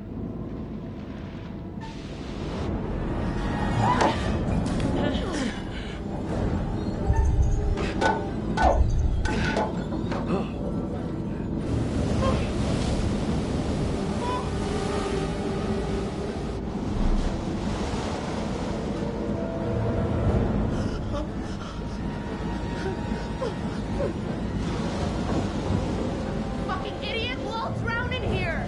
Get out!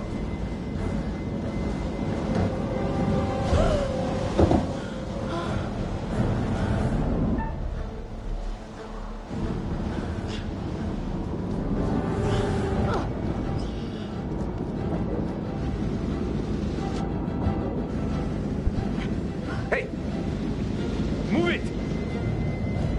Now!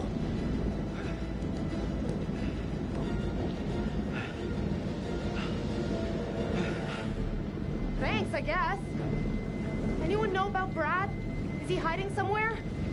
I don't know where he is. Okay, keep a lid on it. It could be our ticket out.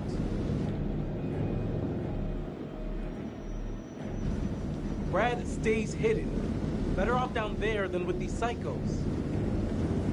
Oh yeah, great. He could get killed down there. Brad's a big boy. He'll be okay. And it's probably better for us if he stays put for now.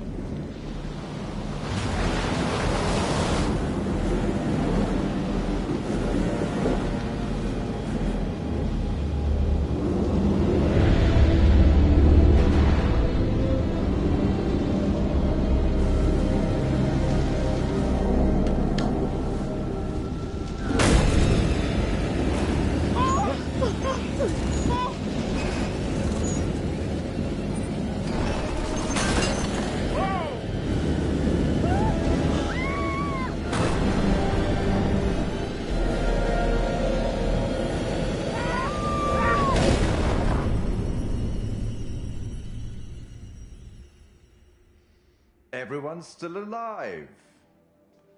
Things could have been quite different.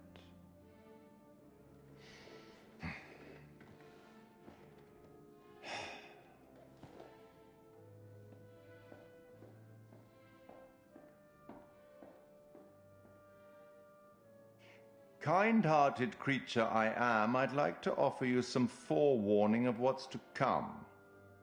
Tempted? Sure. Let's go for it. Okay then. we will turn to the Bard for inspiration. The Merchant of Venice, Act 2, Scene 7. The Prince of Morocco pulls a scroll from the eye of a skull and reads, "All that glisters is not gold. Often have you heard that told." Anyway, now that you've reached a point of significant distress, I presume you're eager to get back to your story. But here's the thing. Everything may not be entirely as it seems.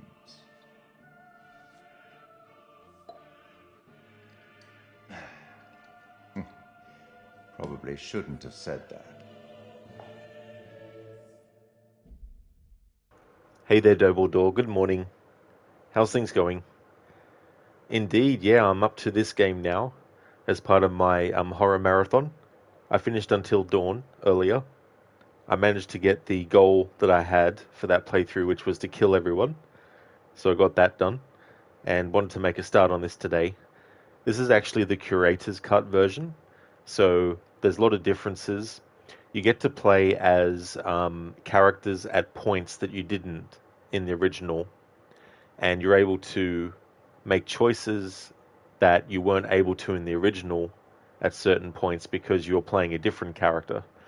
So it's the first time I've actually done a Curator's cut version of any of these Dark Pictures games, and I'm really enjoying it. It's good to see the differences and also to see what the automatic choices are by the game in this mode that usually in the other mode you get to choose. So it's been pretty good. Good? That's excellent, Dobledore. Nice one, Shaky. Making Lara look like she's got something stuck in her teeth. She's trying to rub the teeth to get rid of it. Yeah, Pirwin, like what a whole sequence that is. Like Brad will be fine, or at least in the original version of this story, he's fine if you let him stay. But he will eventually get onto the man of Medan as well, even if you don't get him to come with you at that point.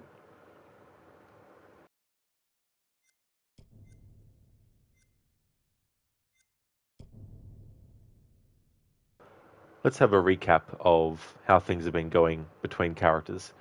So, with Alex and Brad, Alex promised Brad he would help him with his first dive. Alex reminded Brad he is not just a tag-along. Brad congratulated Alex, Brad was proud of Alex, and Alex was excited for Brad's story. Alex and Conrad, there's been nothing updated for that. Alex and Fliss, Fliss appreciated Alex's support. Alex and Julia, Julia teased Alex for being romantic. Julia agreed with Alex that the tube was too dangerous. A negative response was Alex expressed his anxiety about the kidnapping. Positive response, Alex asked Julia if she was okay. Alex apologized to Julia. Julia appreciated Alex's concern for her safety.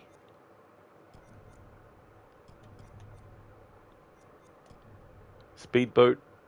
Julia had to use the knife to open the cockpit door, breaking it in the process. Alex brought Danny on deck with some scissors at his throat. Now that's something that you can't do in the original version of the story. Proposal. Brad told Alex to follow his gut, so Alex proposed to Julia. Julia said yes. Alex and Julia announced their engagement to the others. When they talked about it later, they were both happy, and the fisherman took Julia's engagement ring. And the Benz hasn't been updated, but we've got Julia panicked and swam up to the surface before decompressing. Julia listened to Alex's warning and abstained from drinking beer. So these two choices, in the original version of the story, you get to decide whether to go with these choices or not. In this version of the story, it's automatically decided. However, I don't know if the choices that you choose in this version dictate which choice gets automatically chosen for the other characters in their scenario.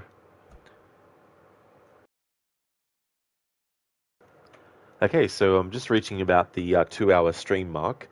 I'm going to stream for about another hour before ending. I don't know where I'll be up to, but I won't be finishing the game today in one stream.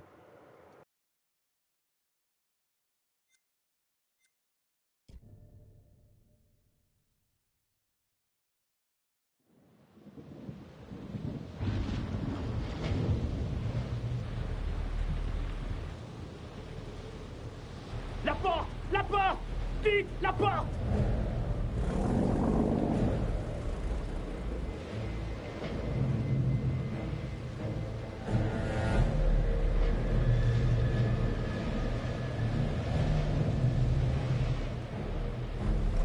Junior, retire la tête d'allumage.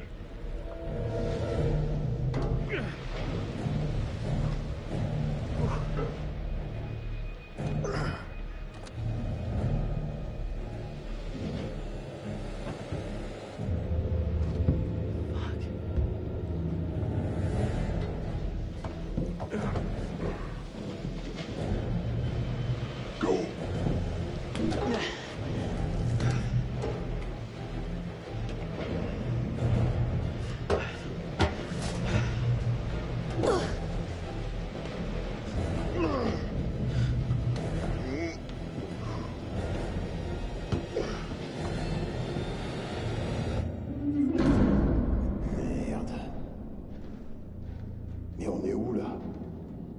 Jesus.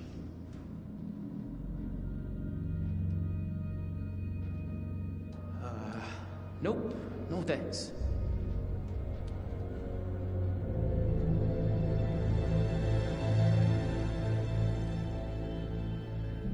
Go on, keep moving.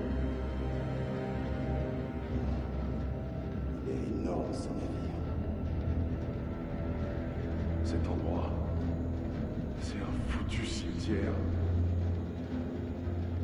J'espère qu'on est les seuls ici.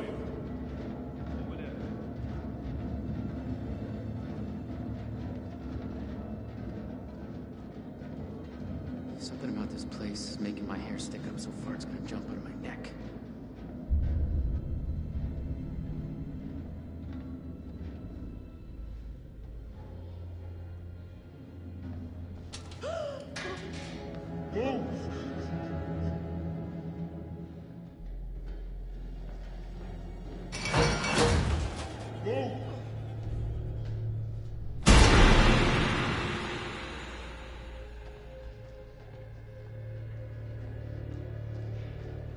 I did not sign up for a trip to Creep Town. I don't like this place at all.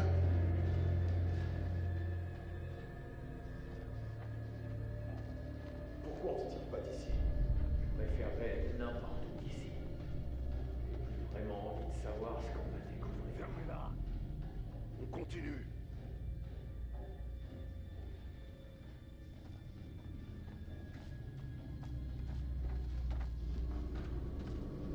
What are they gonna do with us? Ah, merde! Oh shit!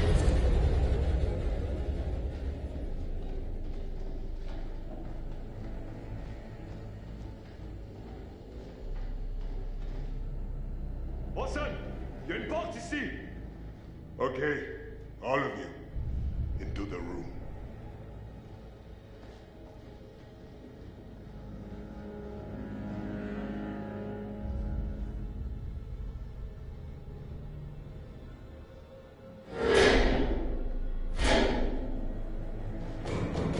Hey! It's pitch black in here! Give us a light!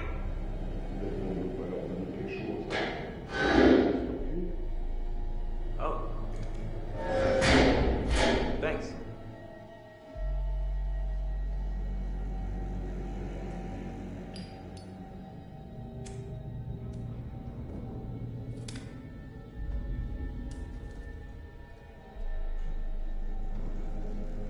Hurricane lamp.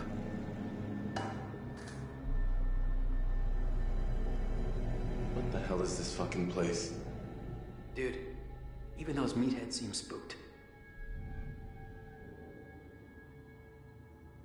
You think this ship is the Manchurian gold? We are in the vicinity of those coordinates. We can't just sit around. We need a plan. We're not exactly in the best position to be making any moves. The second they let their guard down, we gotta take advantage of it and get off the ship. Yeah, man, this whole rust bucket's one tetanus shot from the bottom of the ocean. Yeah, we gotta stay sharp and keep our eyes out for the right moment. We gotta get back to the boat and find Brad. What happened to him? No idea. They swiped our distributor cap. Gonna be difficult to get anywhere without it. So can't we just, like, hotwire it or something? You cannot hotwire a distributor cap. Okay, these assholes knew exactly what they were doing. While those guys are out panning for Manchurian gold or whatever they think they're gonna find in this floating coffin, we gotta take advantage and look around for a way out of here. It's funny because that style of lamp, there's been a few games in a row that I've actually played in Horror Month where there's a moment where that kind of lamp is actually used. In Until Dawn, there's that kind of lamp. And then in Evil Within, there's that kind of lamp. And then in Call of Cthulhu, there's that kind of lamp.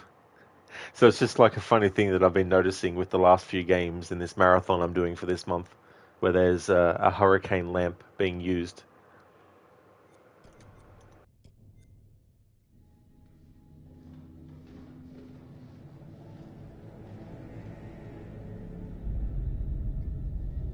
I wonder what happened.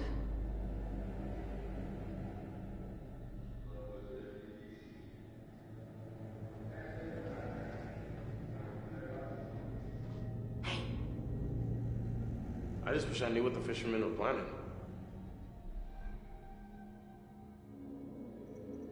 Plan? These guys do not seem like the planning type. I heard them say something about robbing the Duke, that this whole thing was just supposed to be a robbery, but once they heard about the gold, they went and got in over their heads. Worrying's not gonna help. We gotta figure out how to get out of here. So, what do we do? Escape is our only option. Kidnappings rarely end well, even if they think there's a ransom. Hate to break it to you, but I'm not a rich girl, so it's not like they have much ransom for me. We gotta find Brad too. Okay, well, we're not gonna do anything from in here. We need to keep looking around and try to find a way out. I'll take a look around. Take a look around. Boom, boom, boom, boom, boom, ba-da-dum, wow, wow, wow, wow, wow.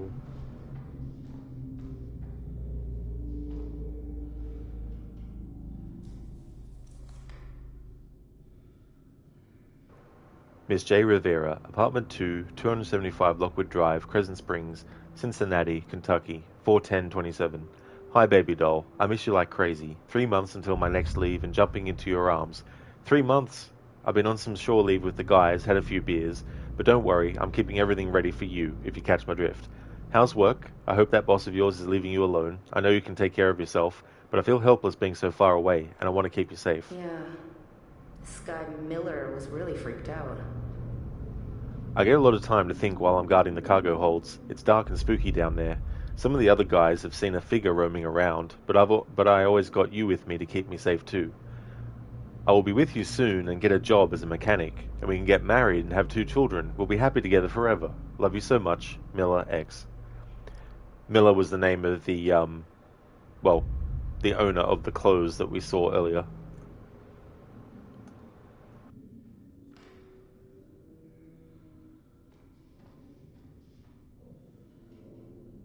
This is creeping me out.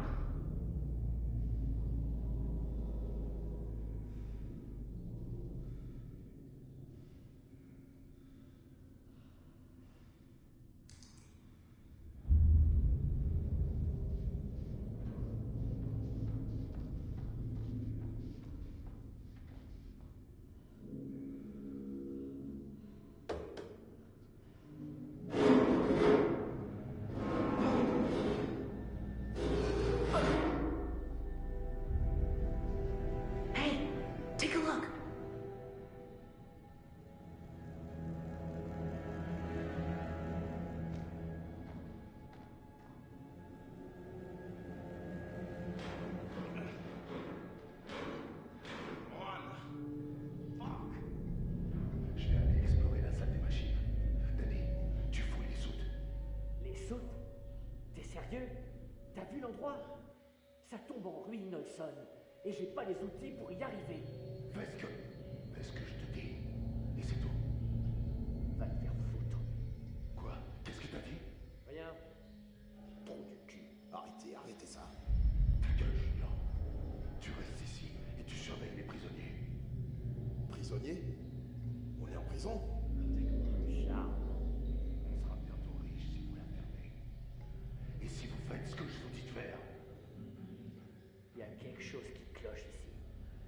Je sais pas, cet endroit est bizarre. Olson, on devait seulement les voler, et là on se retrouve coincé sur ce rafio de merde qui pue la mort. Et on a des prisonniers. Ça va trop loin tout ça. Vos gueules. Fermez-la tous les deux.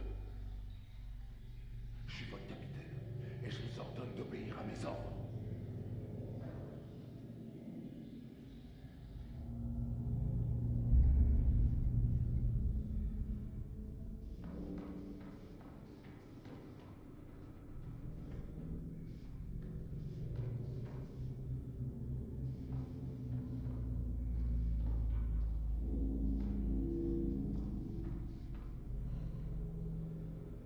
I wonder why it's abandoned.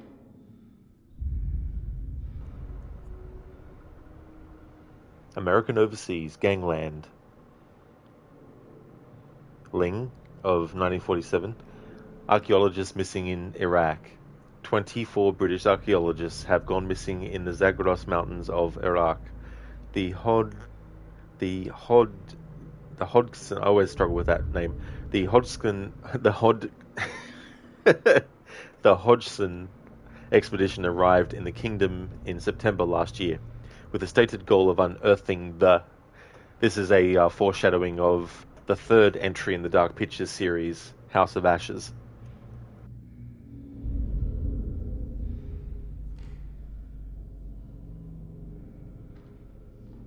How's it looking? I can't get it open. Come here.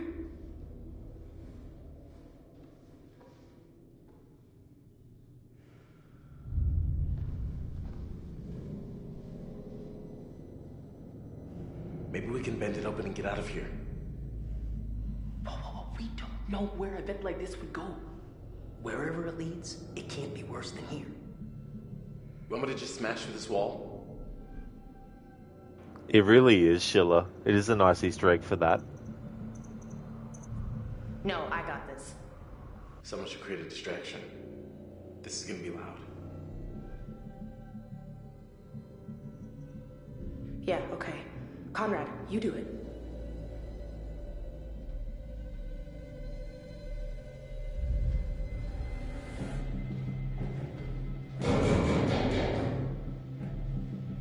Hey! Yeah, you, Long John Silver and shit? What are you guys doing out there? Pieces of 8 and shiver me timbers, you one-legged fuck faces?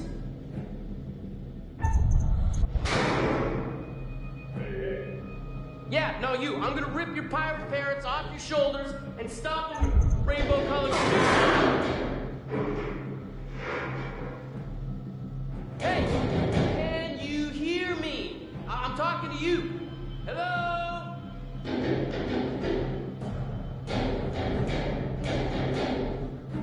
Hurry up!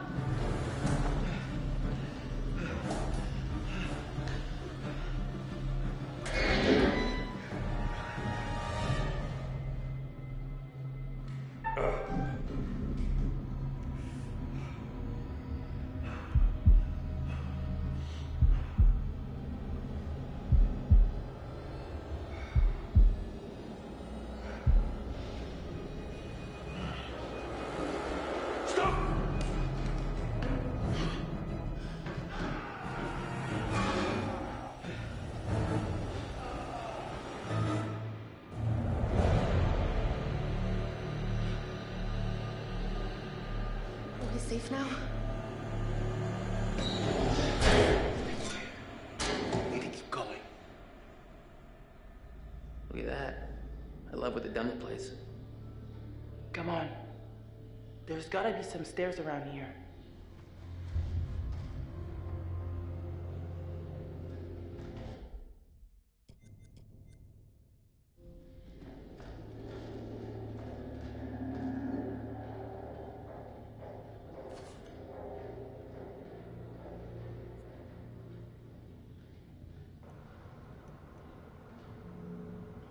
Frequently asked questions. All ship personnel.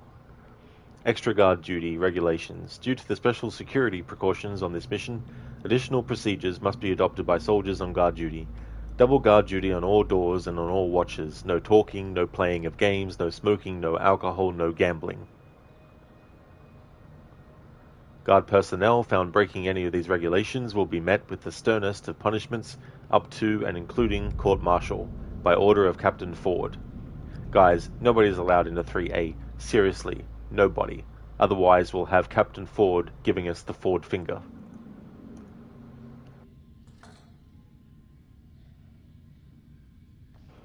Yeah, Dumbledore, one of the rules on the Man of Medan is no smoking.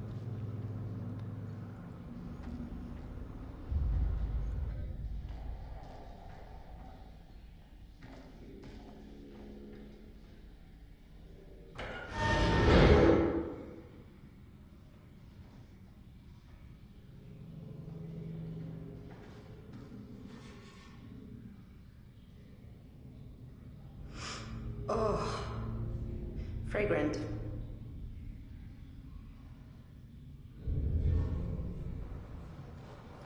That's probably eau de spew.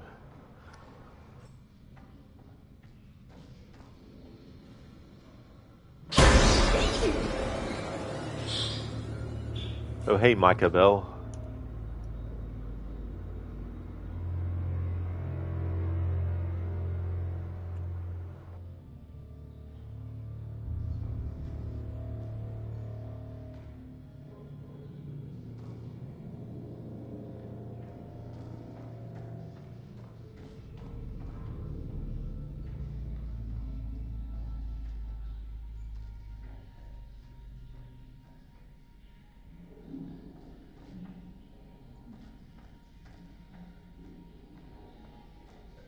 I just want to know where the hell they all went. There should have been dozens of people on board. Hundreds. How could they all just vanish and leave all of their stuff behind? Something doesn't add up.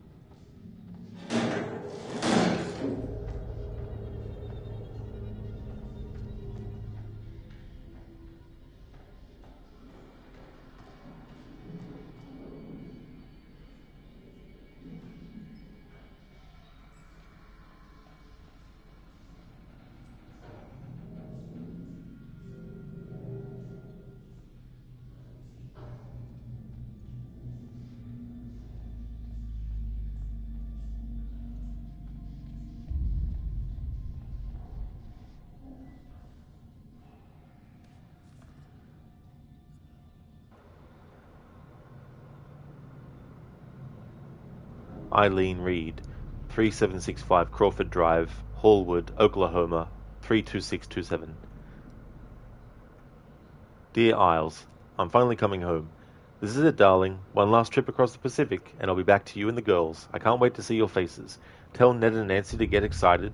They're going to see Daddy real soon, and he's got gifts for y'all.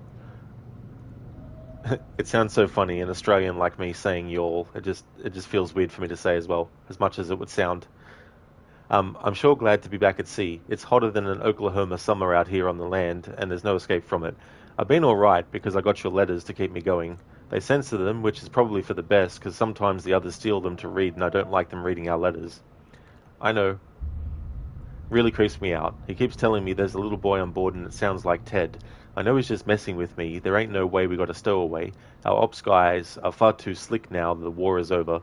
I bet they'll edit this bit out, but it shows what a place can do to a guy. I gotta go for now, honey. There's some commotion outside. That usually means I'm about to be real busy for a while. I'll write again soon. Robert. Wonder what happened to him.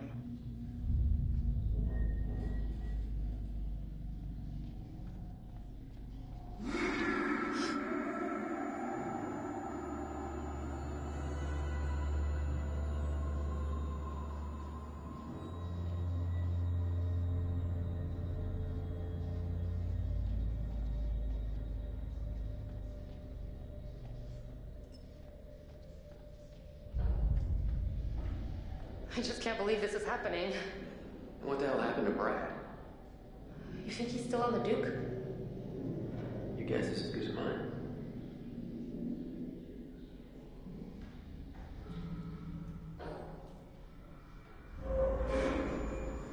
You hear that?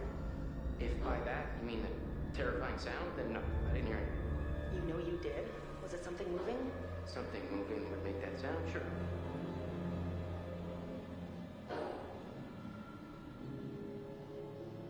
What is this place? Engine room? Well, is there anything we can use down here? We're gonna need the distributor cat back if we're ever gonna get out of here.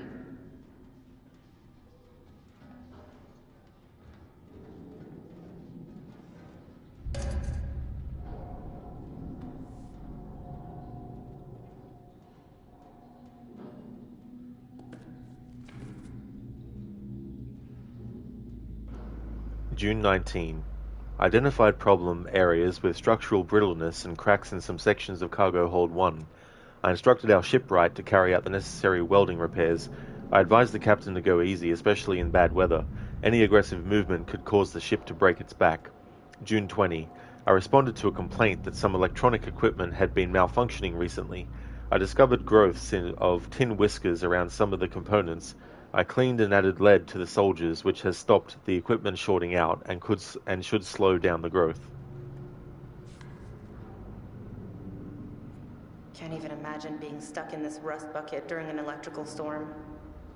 June 21. I conducted a thorough weekly engine room inspection of fuel, oil, and fluid, which showed lower levels of cylinder oil than expected.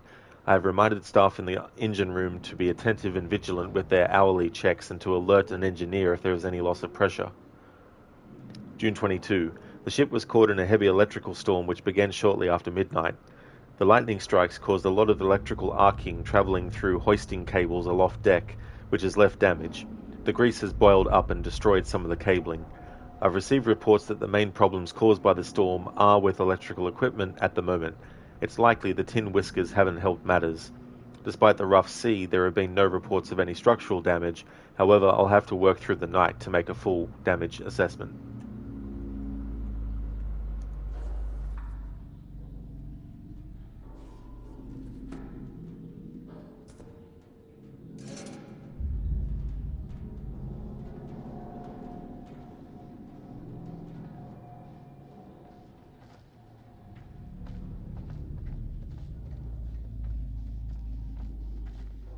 Well, that's a lot of people who are suspiciously nowhere to be found. I wonder where everyone went. Maybe everyone's hiding in the hold for a big surprise party.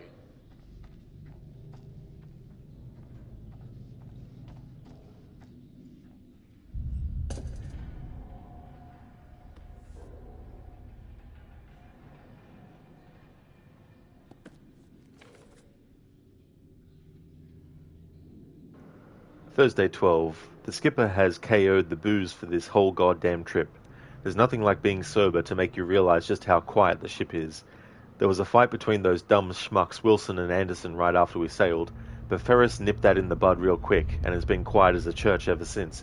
I got talking with a fella who had helped load up the ship. He told me they put a bunch of coffins on board, which isn't so weird maybe, but he said there was some guy who made sure the coffins were all put in one of the holds just right. Real precise, not the treatment you'd get if you were any old grunt. It got me thinking, who could it be in those boxes? Friday the 13th.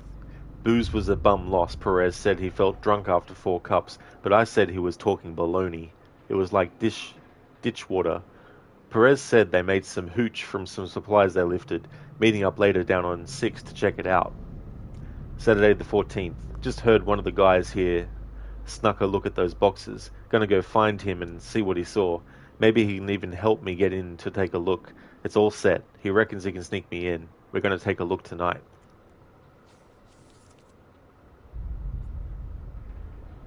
Sunday 15. It's all off. The guy who was gonna help me get in the hold has been signed off sick.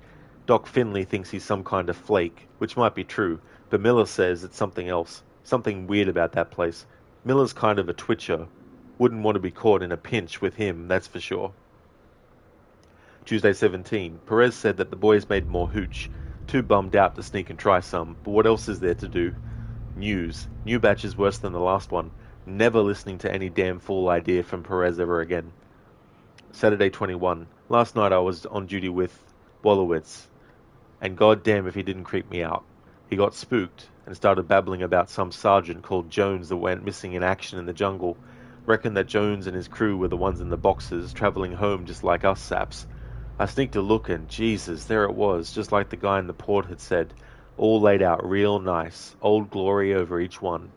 If it's Jones in there, they've done him proud. Good old Uncle Sam wouldn't leave any of us out there. He'd make sure we all come.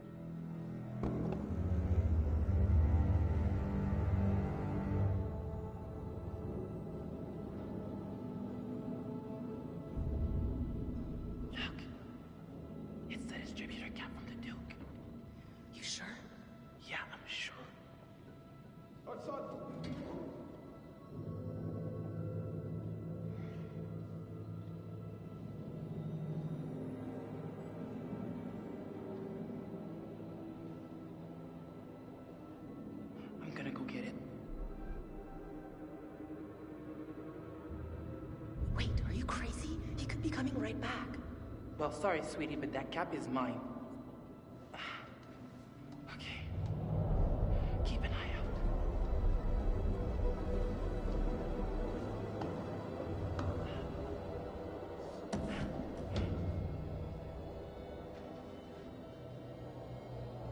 Holy crap.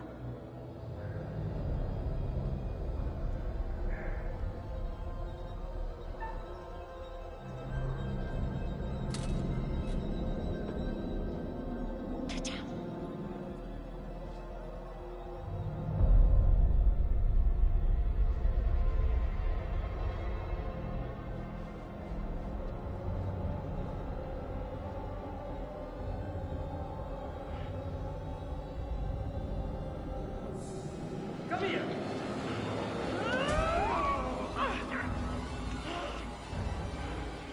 God damn it, they're taking Bliss. Shut the fuck up, man. Where are the others?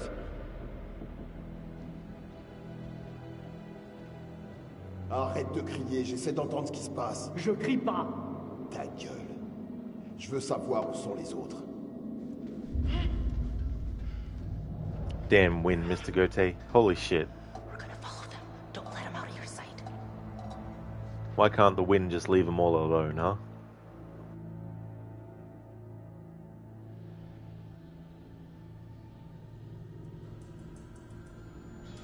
Hey, it's Micah Bell again.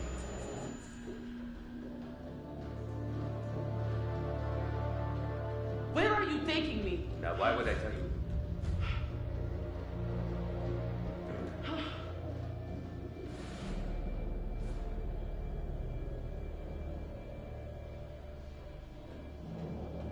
Tell me where we are going, damn it!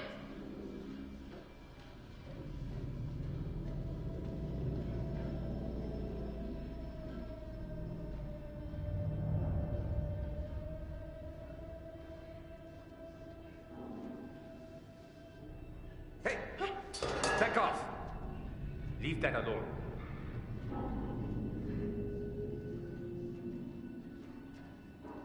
You don't even know what you're doing. You just do whatever he tells you, don't you?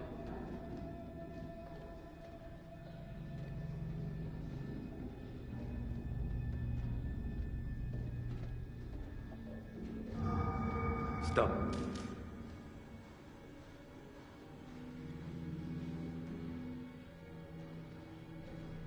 Come on.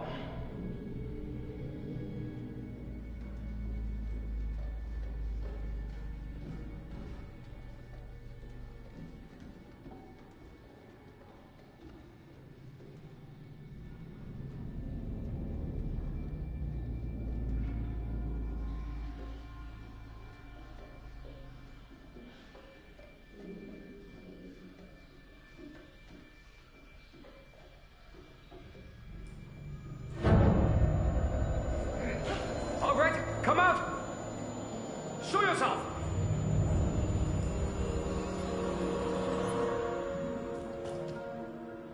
Damn it!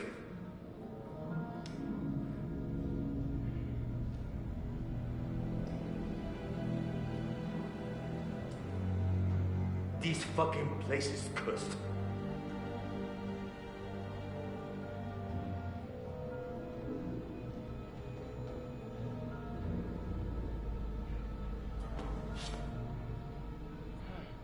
Look at this. The N.G. Medan.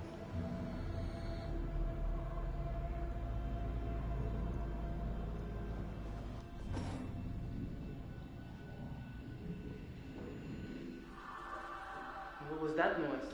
What are you talking about? I don't want to hear anything from you. Olsen!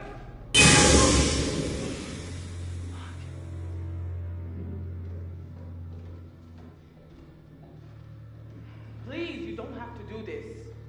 Jesus! Oh, Christ. Oh, Christ. That guy. That guy's probably still right here with us. I mean, you die on a ship, your ghost stays on the ship. Come on. You have no idea what you're talking about.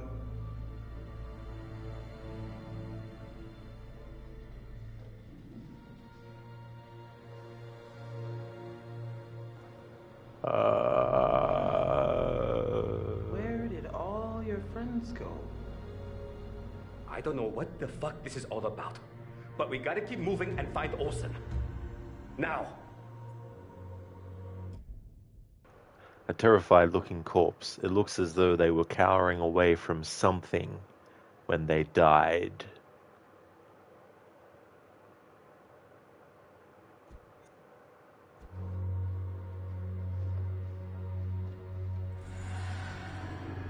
Olsen? Merde. Qu'est-ce que tu fais? What was that?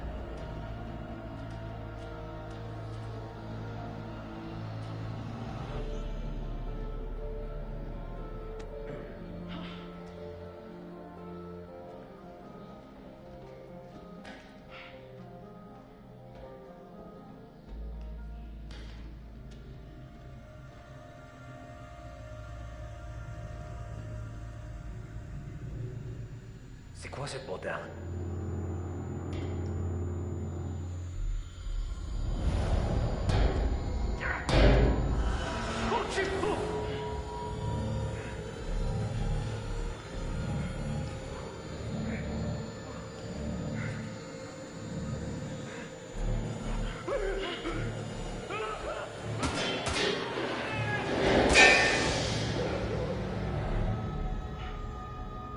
What the hell?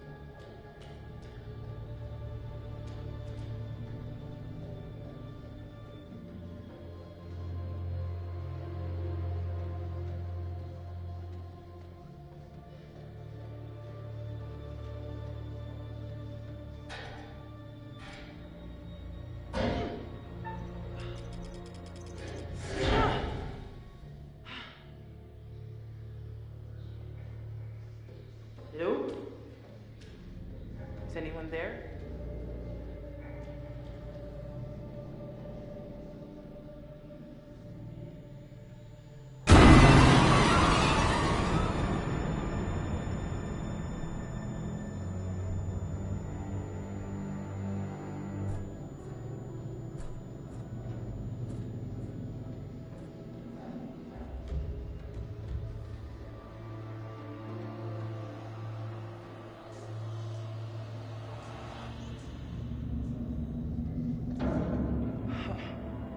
That can't be a good sign.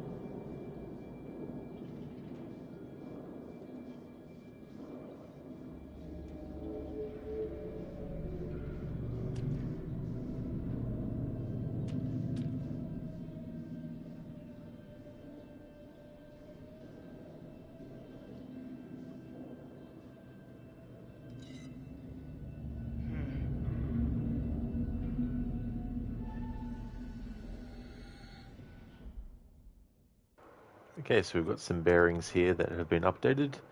This is the current one that we just got. Ships in the night. Fliss found the knife in the cargo hold. A different one. Military bandwidth. Fliss found a captain's hat with the name ending in G and then Medan after it.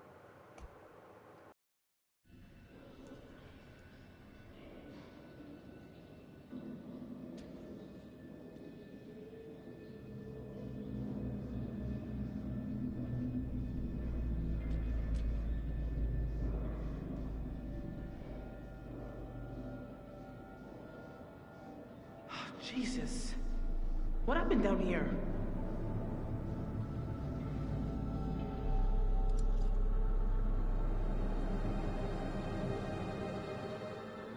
Charles T. Perez, 378475556T42430.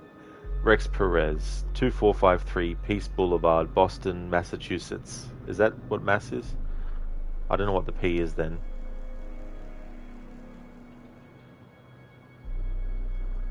Rosie, this is another one where the scares don't work for you because you have conceptual issues with them.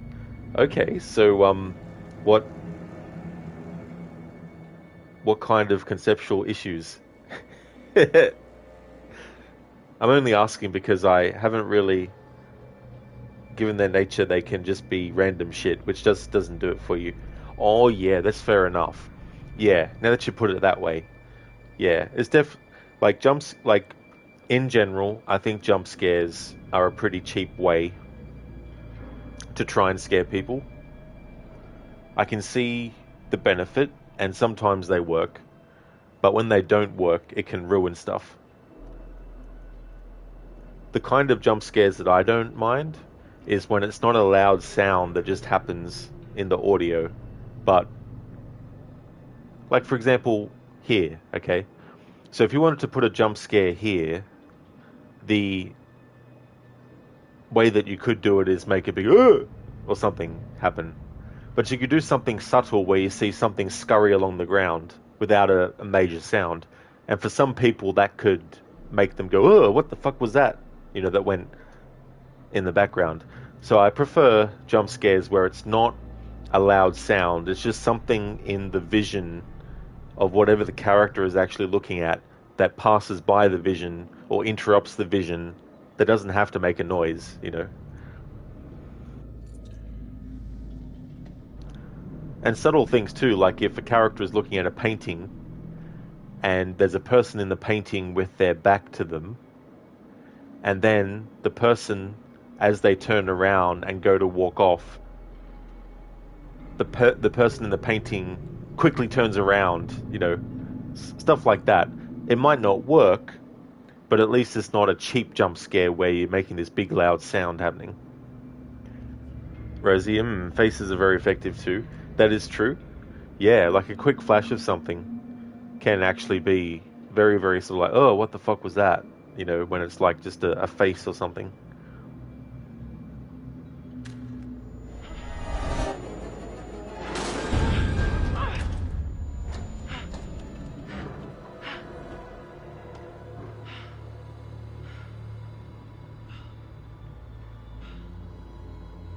Like that jump scare there, I think it still would have been effective without the soundtrack jumping in as well. Like the fact that that turned and you could hear the crackling sound as it turned, and then just the slamming of the door. It didn't need the extra sound stuff necessarily over it. You know what I mean?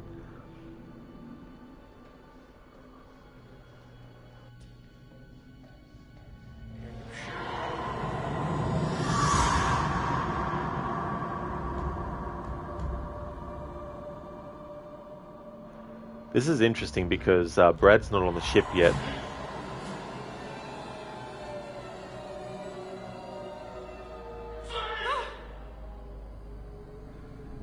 What is going on here? Hey Mama Ara, welcome. How's things?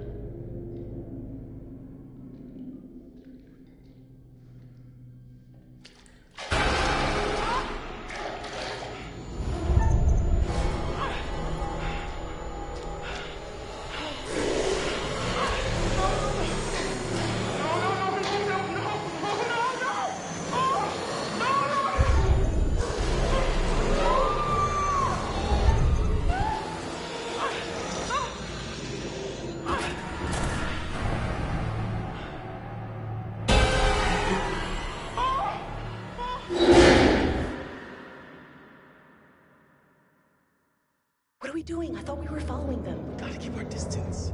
This way we can get ahead of them. Let's hope it's faster. I got this.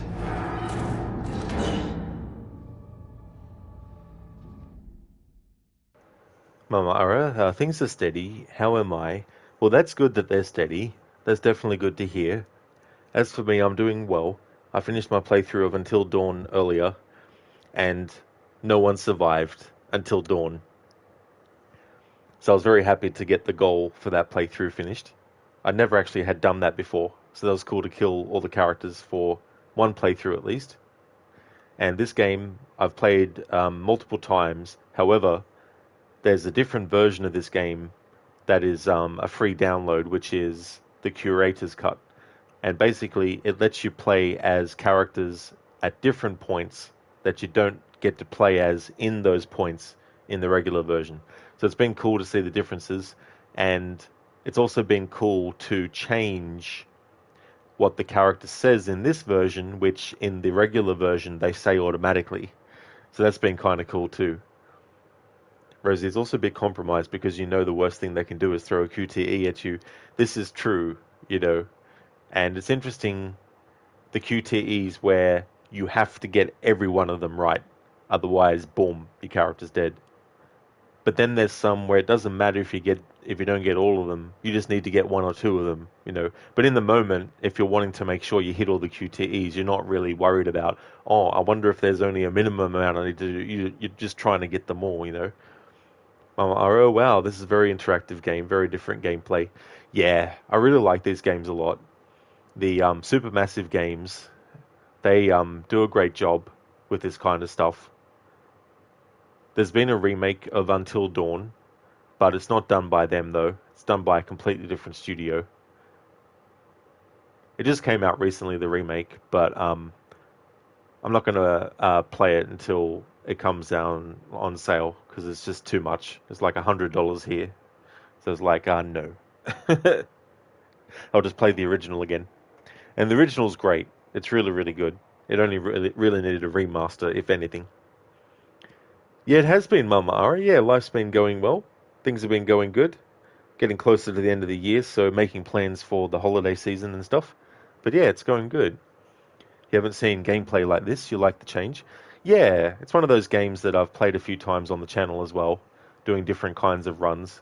It's funny because you get choices of dialogue at certain moments, but there's a third choice, which is say nothing.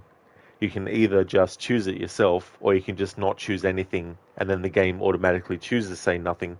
And it's funny though, because if you let it run without choosing, the look on the person's face is just so funny, especially if the person has asked a really important question and you get to choose what to say and you just let it go and don't pick anything, and the character just stands there with an expression on their face, kind of like what Alex is doing right now, except they're just standing there and the other person in real life would be like, hello, you awake?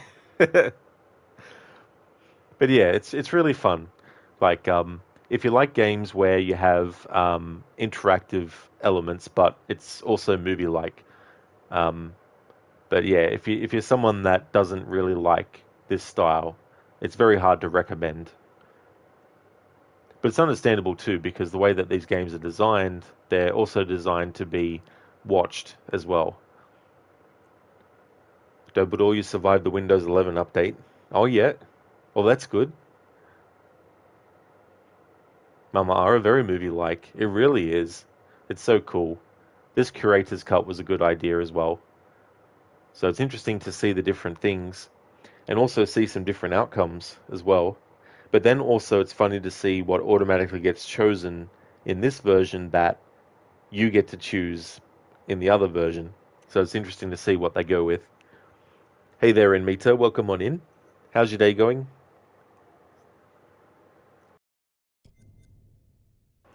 You also find these things, Mama Ara, that are premonitions. They're paintings that you find, and then they give you a little bit of a glimpse of what could possibly happen. Like this one, for example.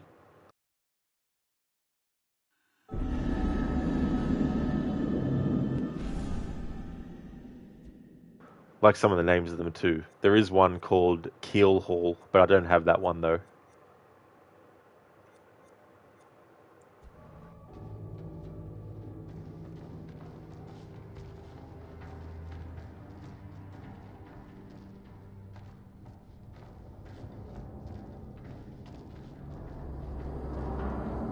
What was that?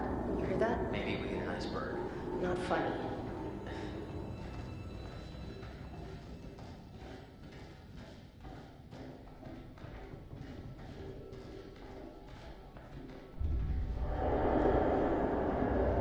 What is with this place? I'm telling you, we hit an iceberg, we're going down.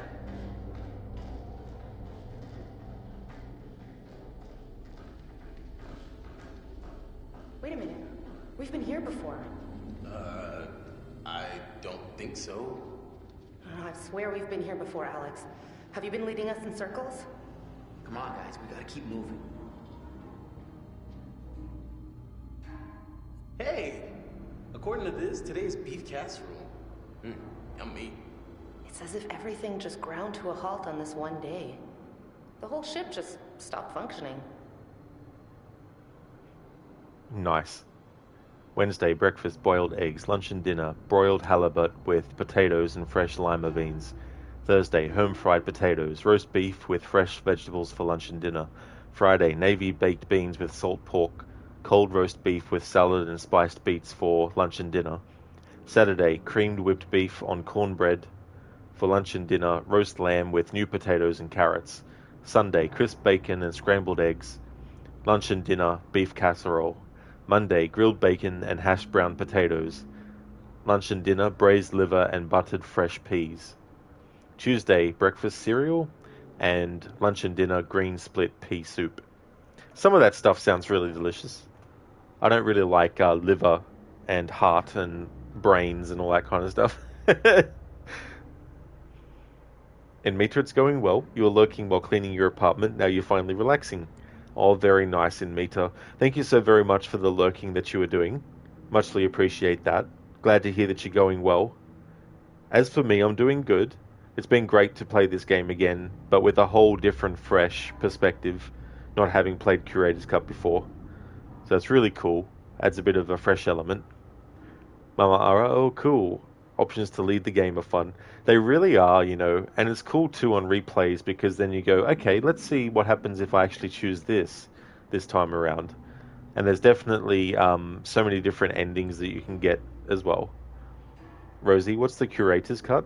So basically what it does, at certain points in the narrative, it lets you actually play as characters that you didn't before.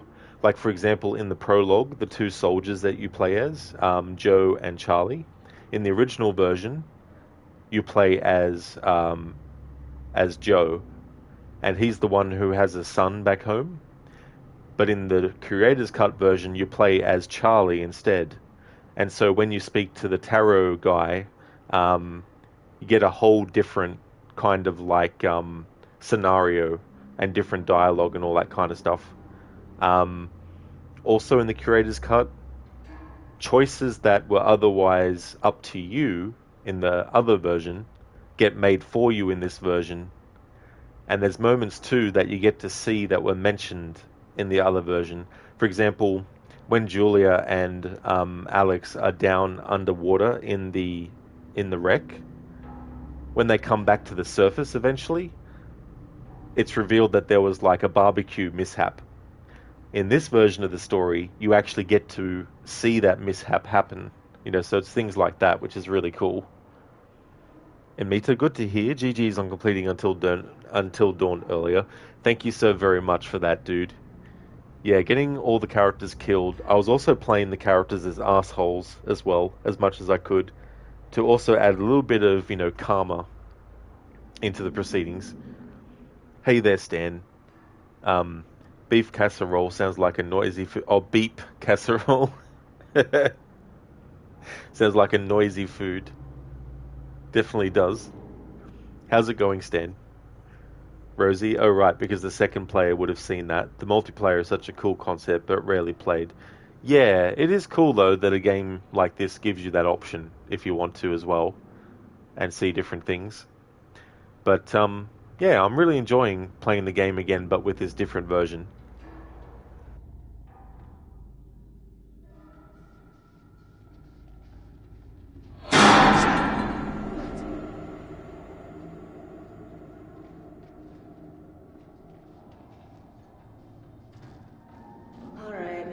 This place. I'm thinking we gotta go through here.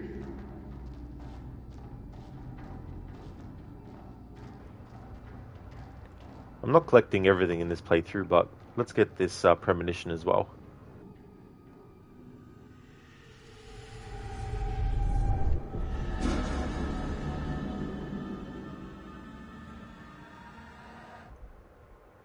Cut of your jib.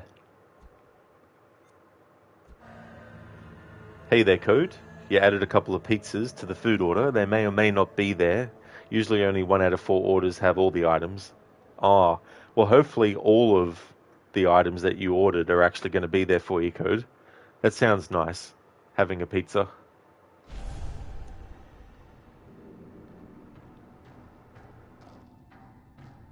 Wait. This isn't right. What? What? There's something in here with us. Didn't you... I mean, did you hear anything? All right, well, we should keep moving. I know I saw something. It was moving in the shadows. Rats. Probably just rats. That's all it was. Don't fucking laugh at me!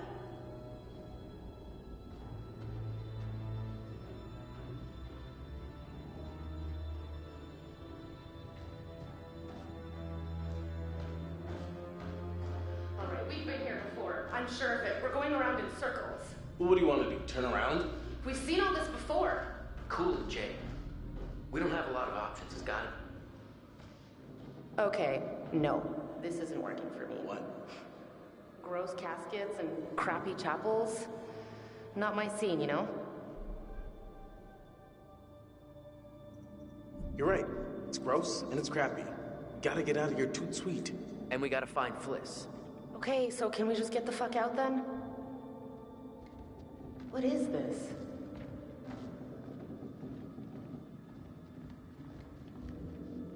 Hey, we got a name on this guy.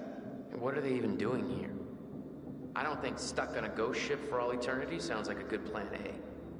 Who cares where they're from or where they're going? They're dead and we're not, so let's keep it that way. Will you please hurry? Please? Yeah, Metro, I guess you could say it's an evil playthrough of Until Dawn.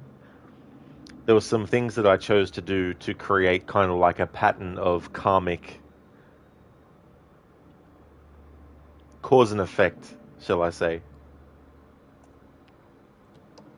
And some irony as well.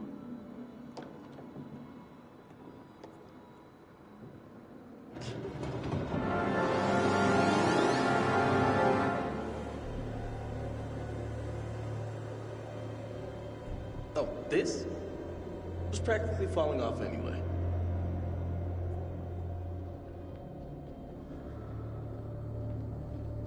Got some serious locks in these caskets. Why would they be chained and locked? Well, that's one way to end a relationship.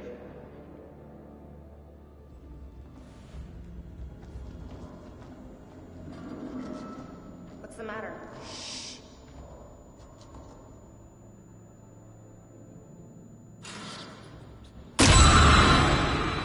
What is it? Look! What? Seriously? Are you trying to freak me out? Huh? Can we just get out of here?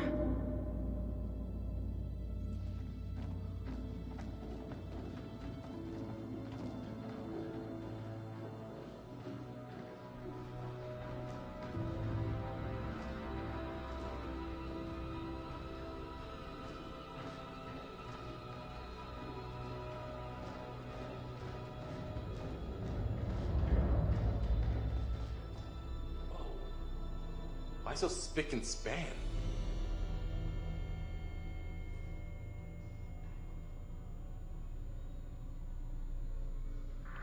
Fuck!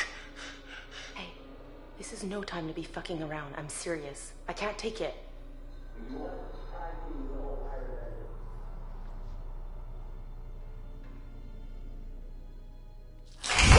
what the fuck? Don't touch it! Why did you touch it?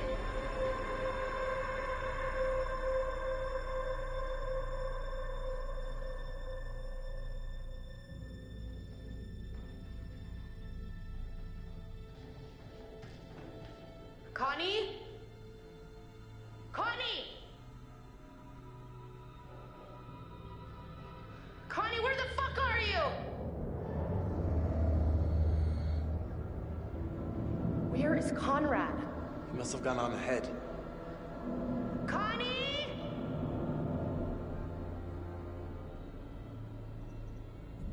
Hey, Conrad! Where the hell did he go?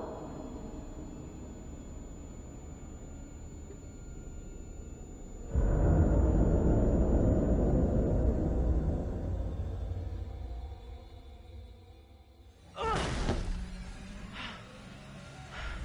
in God's name is this?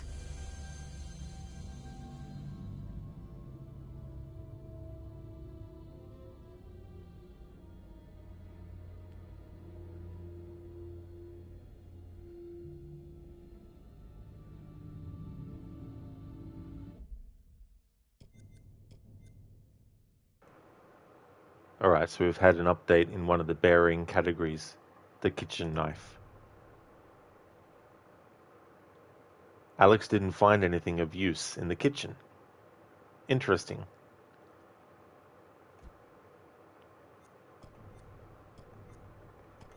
I still want to do a playthrough one time where I actually get all the secrets in the game, but I haven't done that with any of them yet.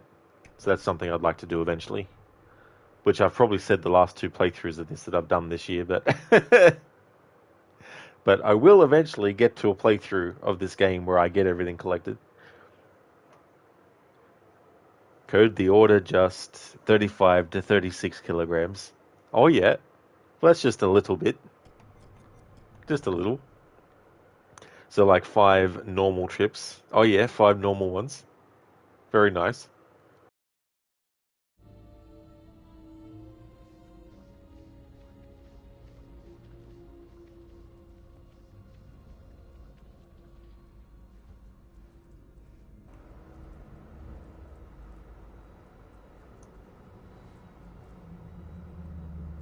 Pentagram.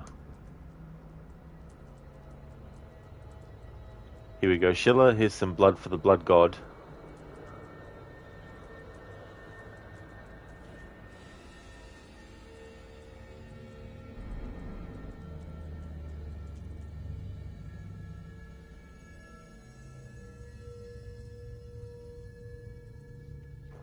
It's so funny. I just had a memory of an animated show I used to watch as a child growing up called Count Duckula. It was basically a parody of Dracula, but it was basically a duck.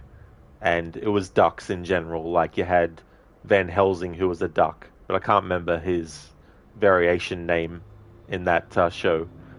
But the funny thing was, blood was a requirement to resurrect each new generation of Count Duckula, right? But for the current one in that show, instead of using blood, they used ketchup instead. And the funny thing was that, I think from memory actually, Count Duckula ends up being a vegetarian or something. Indeed, Schiller, blood for the blood god. We got some blood there for the blood god in this playthrough.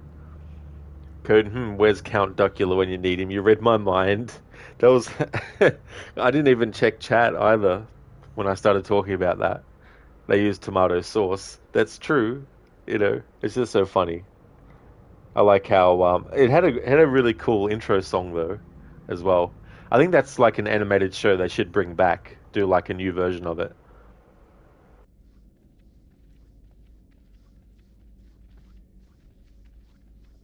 I think it was actually done by the same studio who did the animated shows like Danger Mouse, as well as Hugo and what was the name? Victor and Hugo, I think, about these two thieves.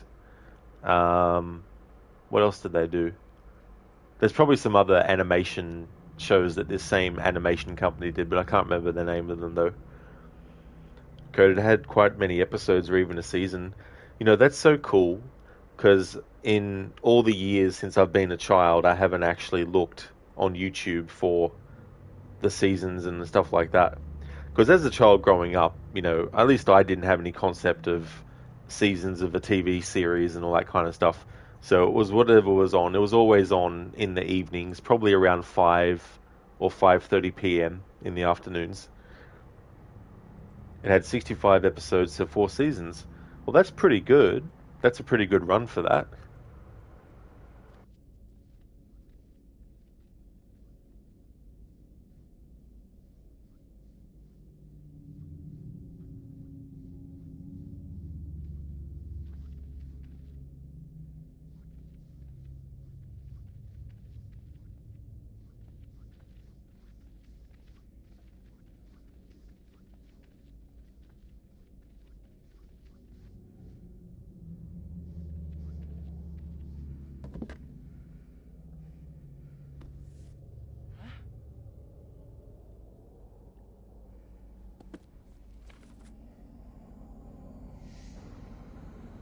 Cabal should silently assemble and, no more or fewer than 5 true individuals of sound mind and spirit. It should number 3 female and 2 male firstborn, faces obscured with hood. Sigils. Know it is important to the sorcerer and the spiritual well-being. Flock that before the festival of Akram Ahamari can ritual of Threskeia is performed to went away demons by means of Cabal. The pentangle shall be drawn out, and each member shall stand at each of the 5 primary points. A lady born of the sea shall be rendered unconscious and placed at the center of the pentangle. It is from there that the assembled should recite the incantation of Soras, sword in hand, with all exaltation possible, as is written. We 5 stand at the furthermost point. We are yet close enough to touch. Pentagram. The 5 start. Great power. Turning 90 degrees to describe the unicursal. Out. The pentangle is faith. Sword forward and using rents. Turn. Degrees 2. Describe the ocuvernal sigil. Constitutes the with reverence. Turn to face north. With exaltation. Exclaim.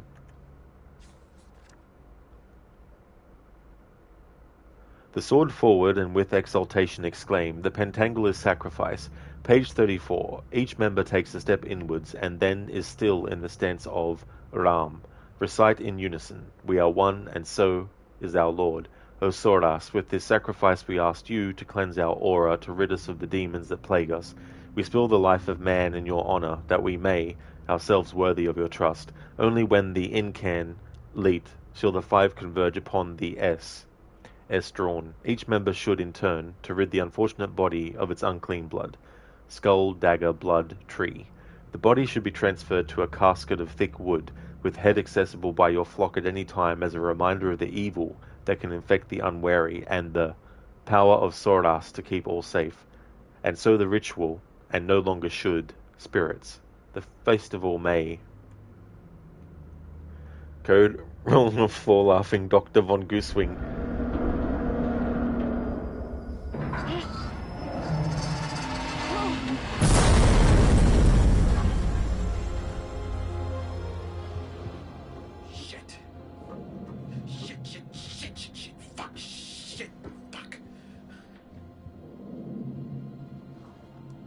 All right, let's go. Buck up, you motherfucker. Come on. Come on!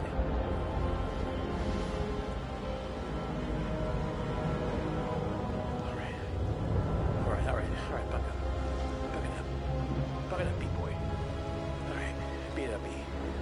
All right, let's do this.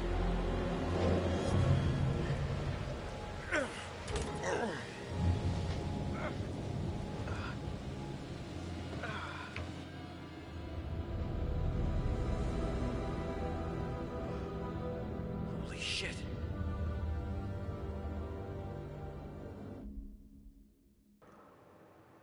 Alright, so this is actually where I'm going to call it a stream.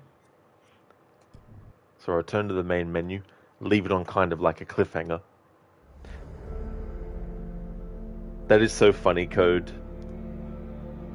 Dr. von Goosewing, that was the name of the variation on Van Helsing.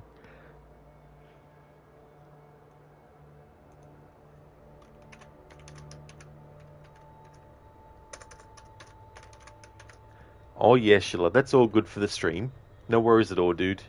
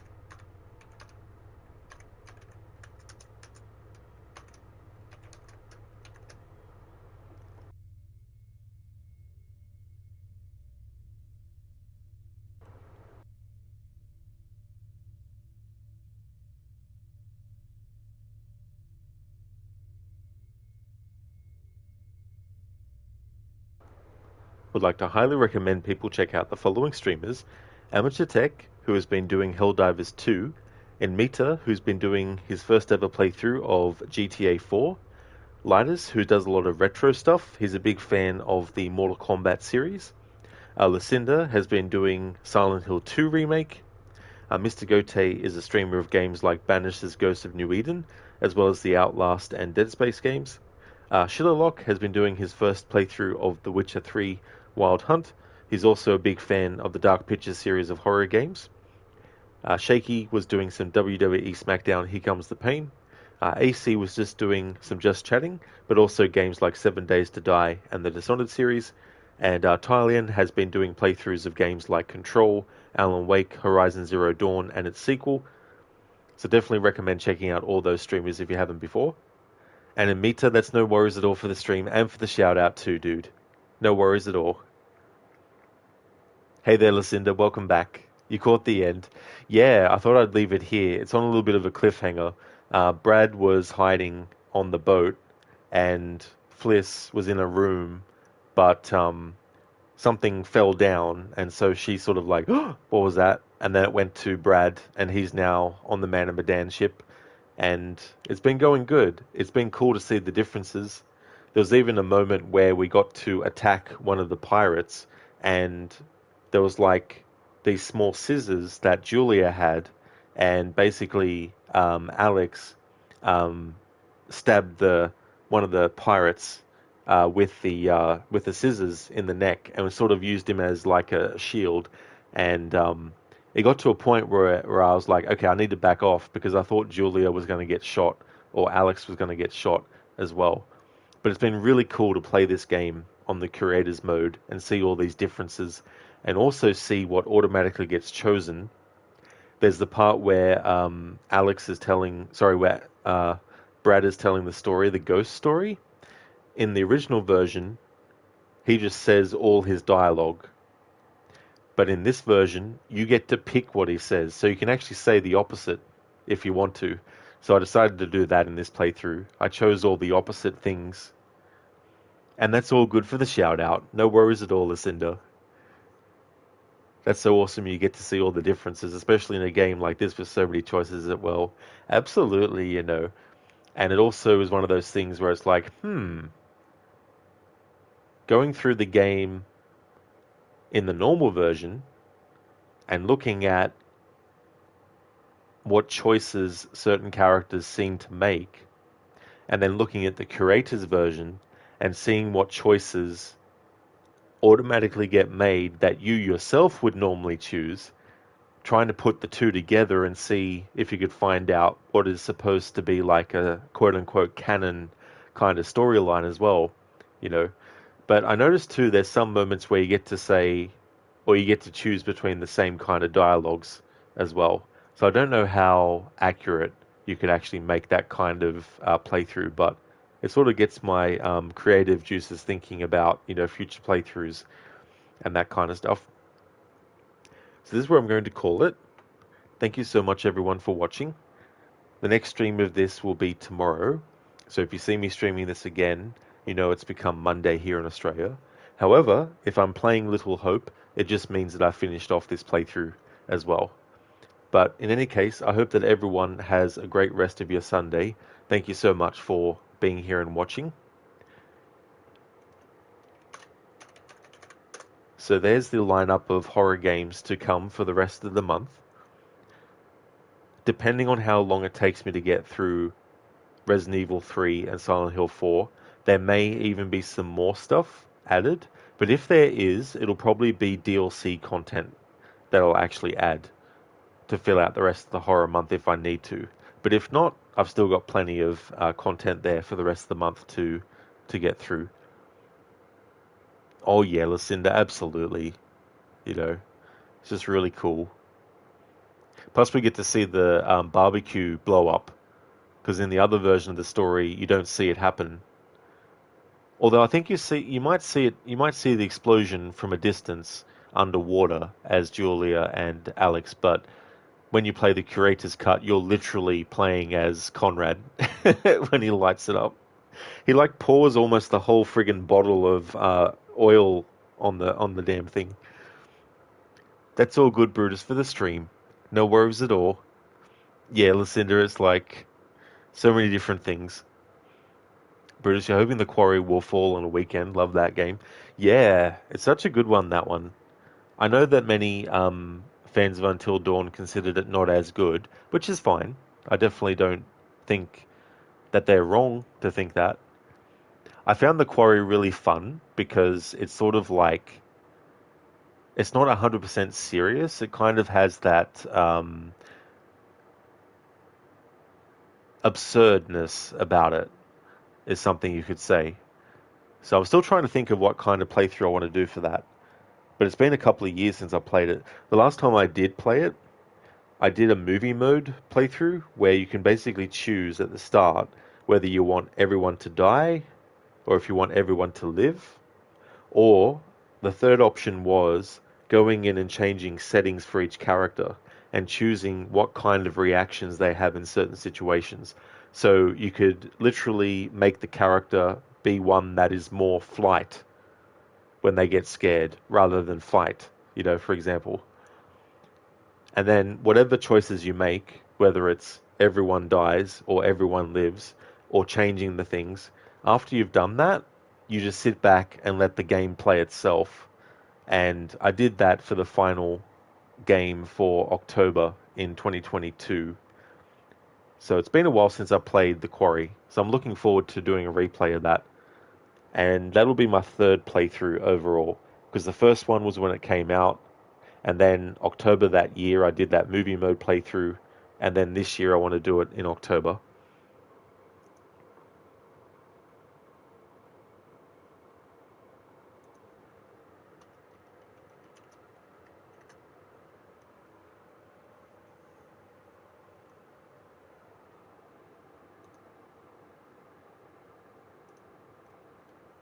Listen, you can't type today. Oh, that's totally fair. There's no worries at all. Thank you once again, everyone, for watching. I hope you have a great rest of the Sunday, and catch you next time.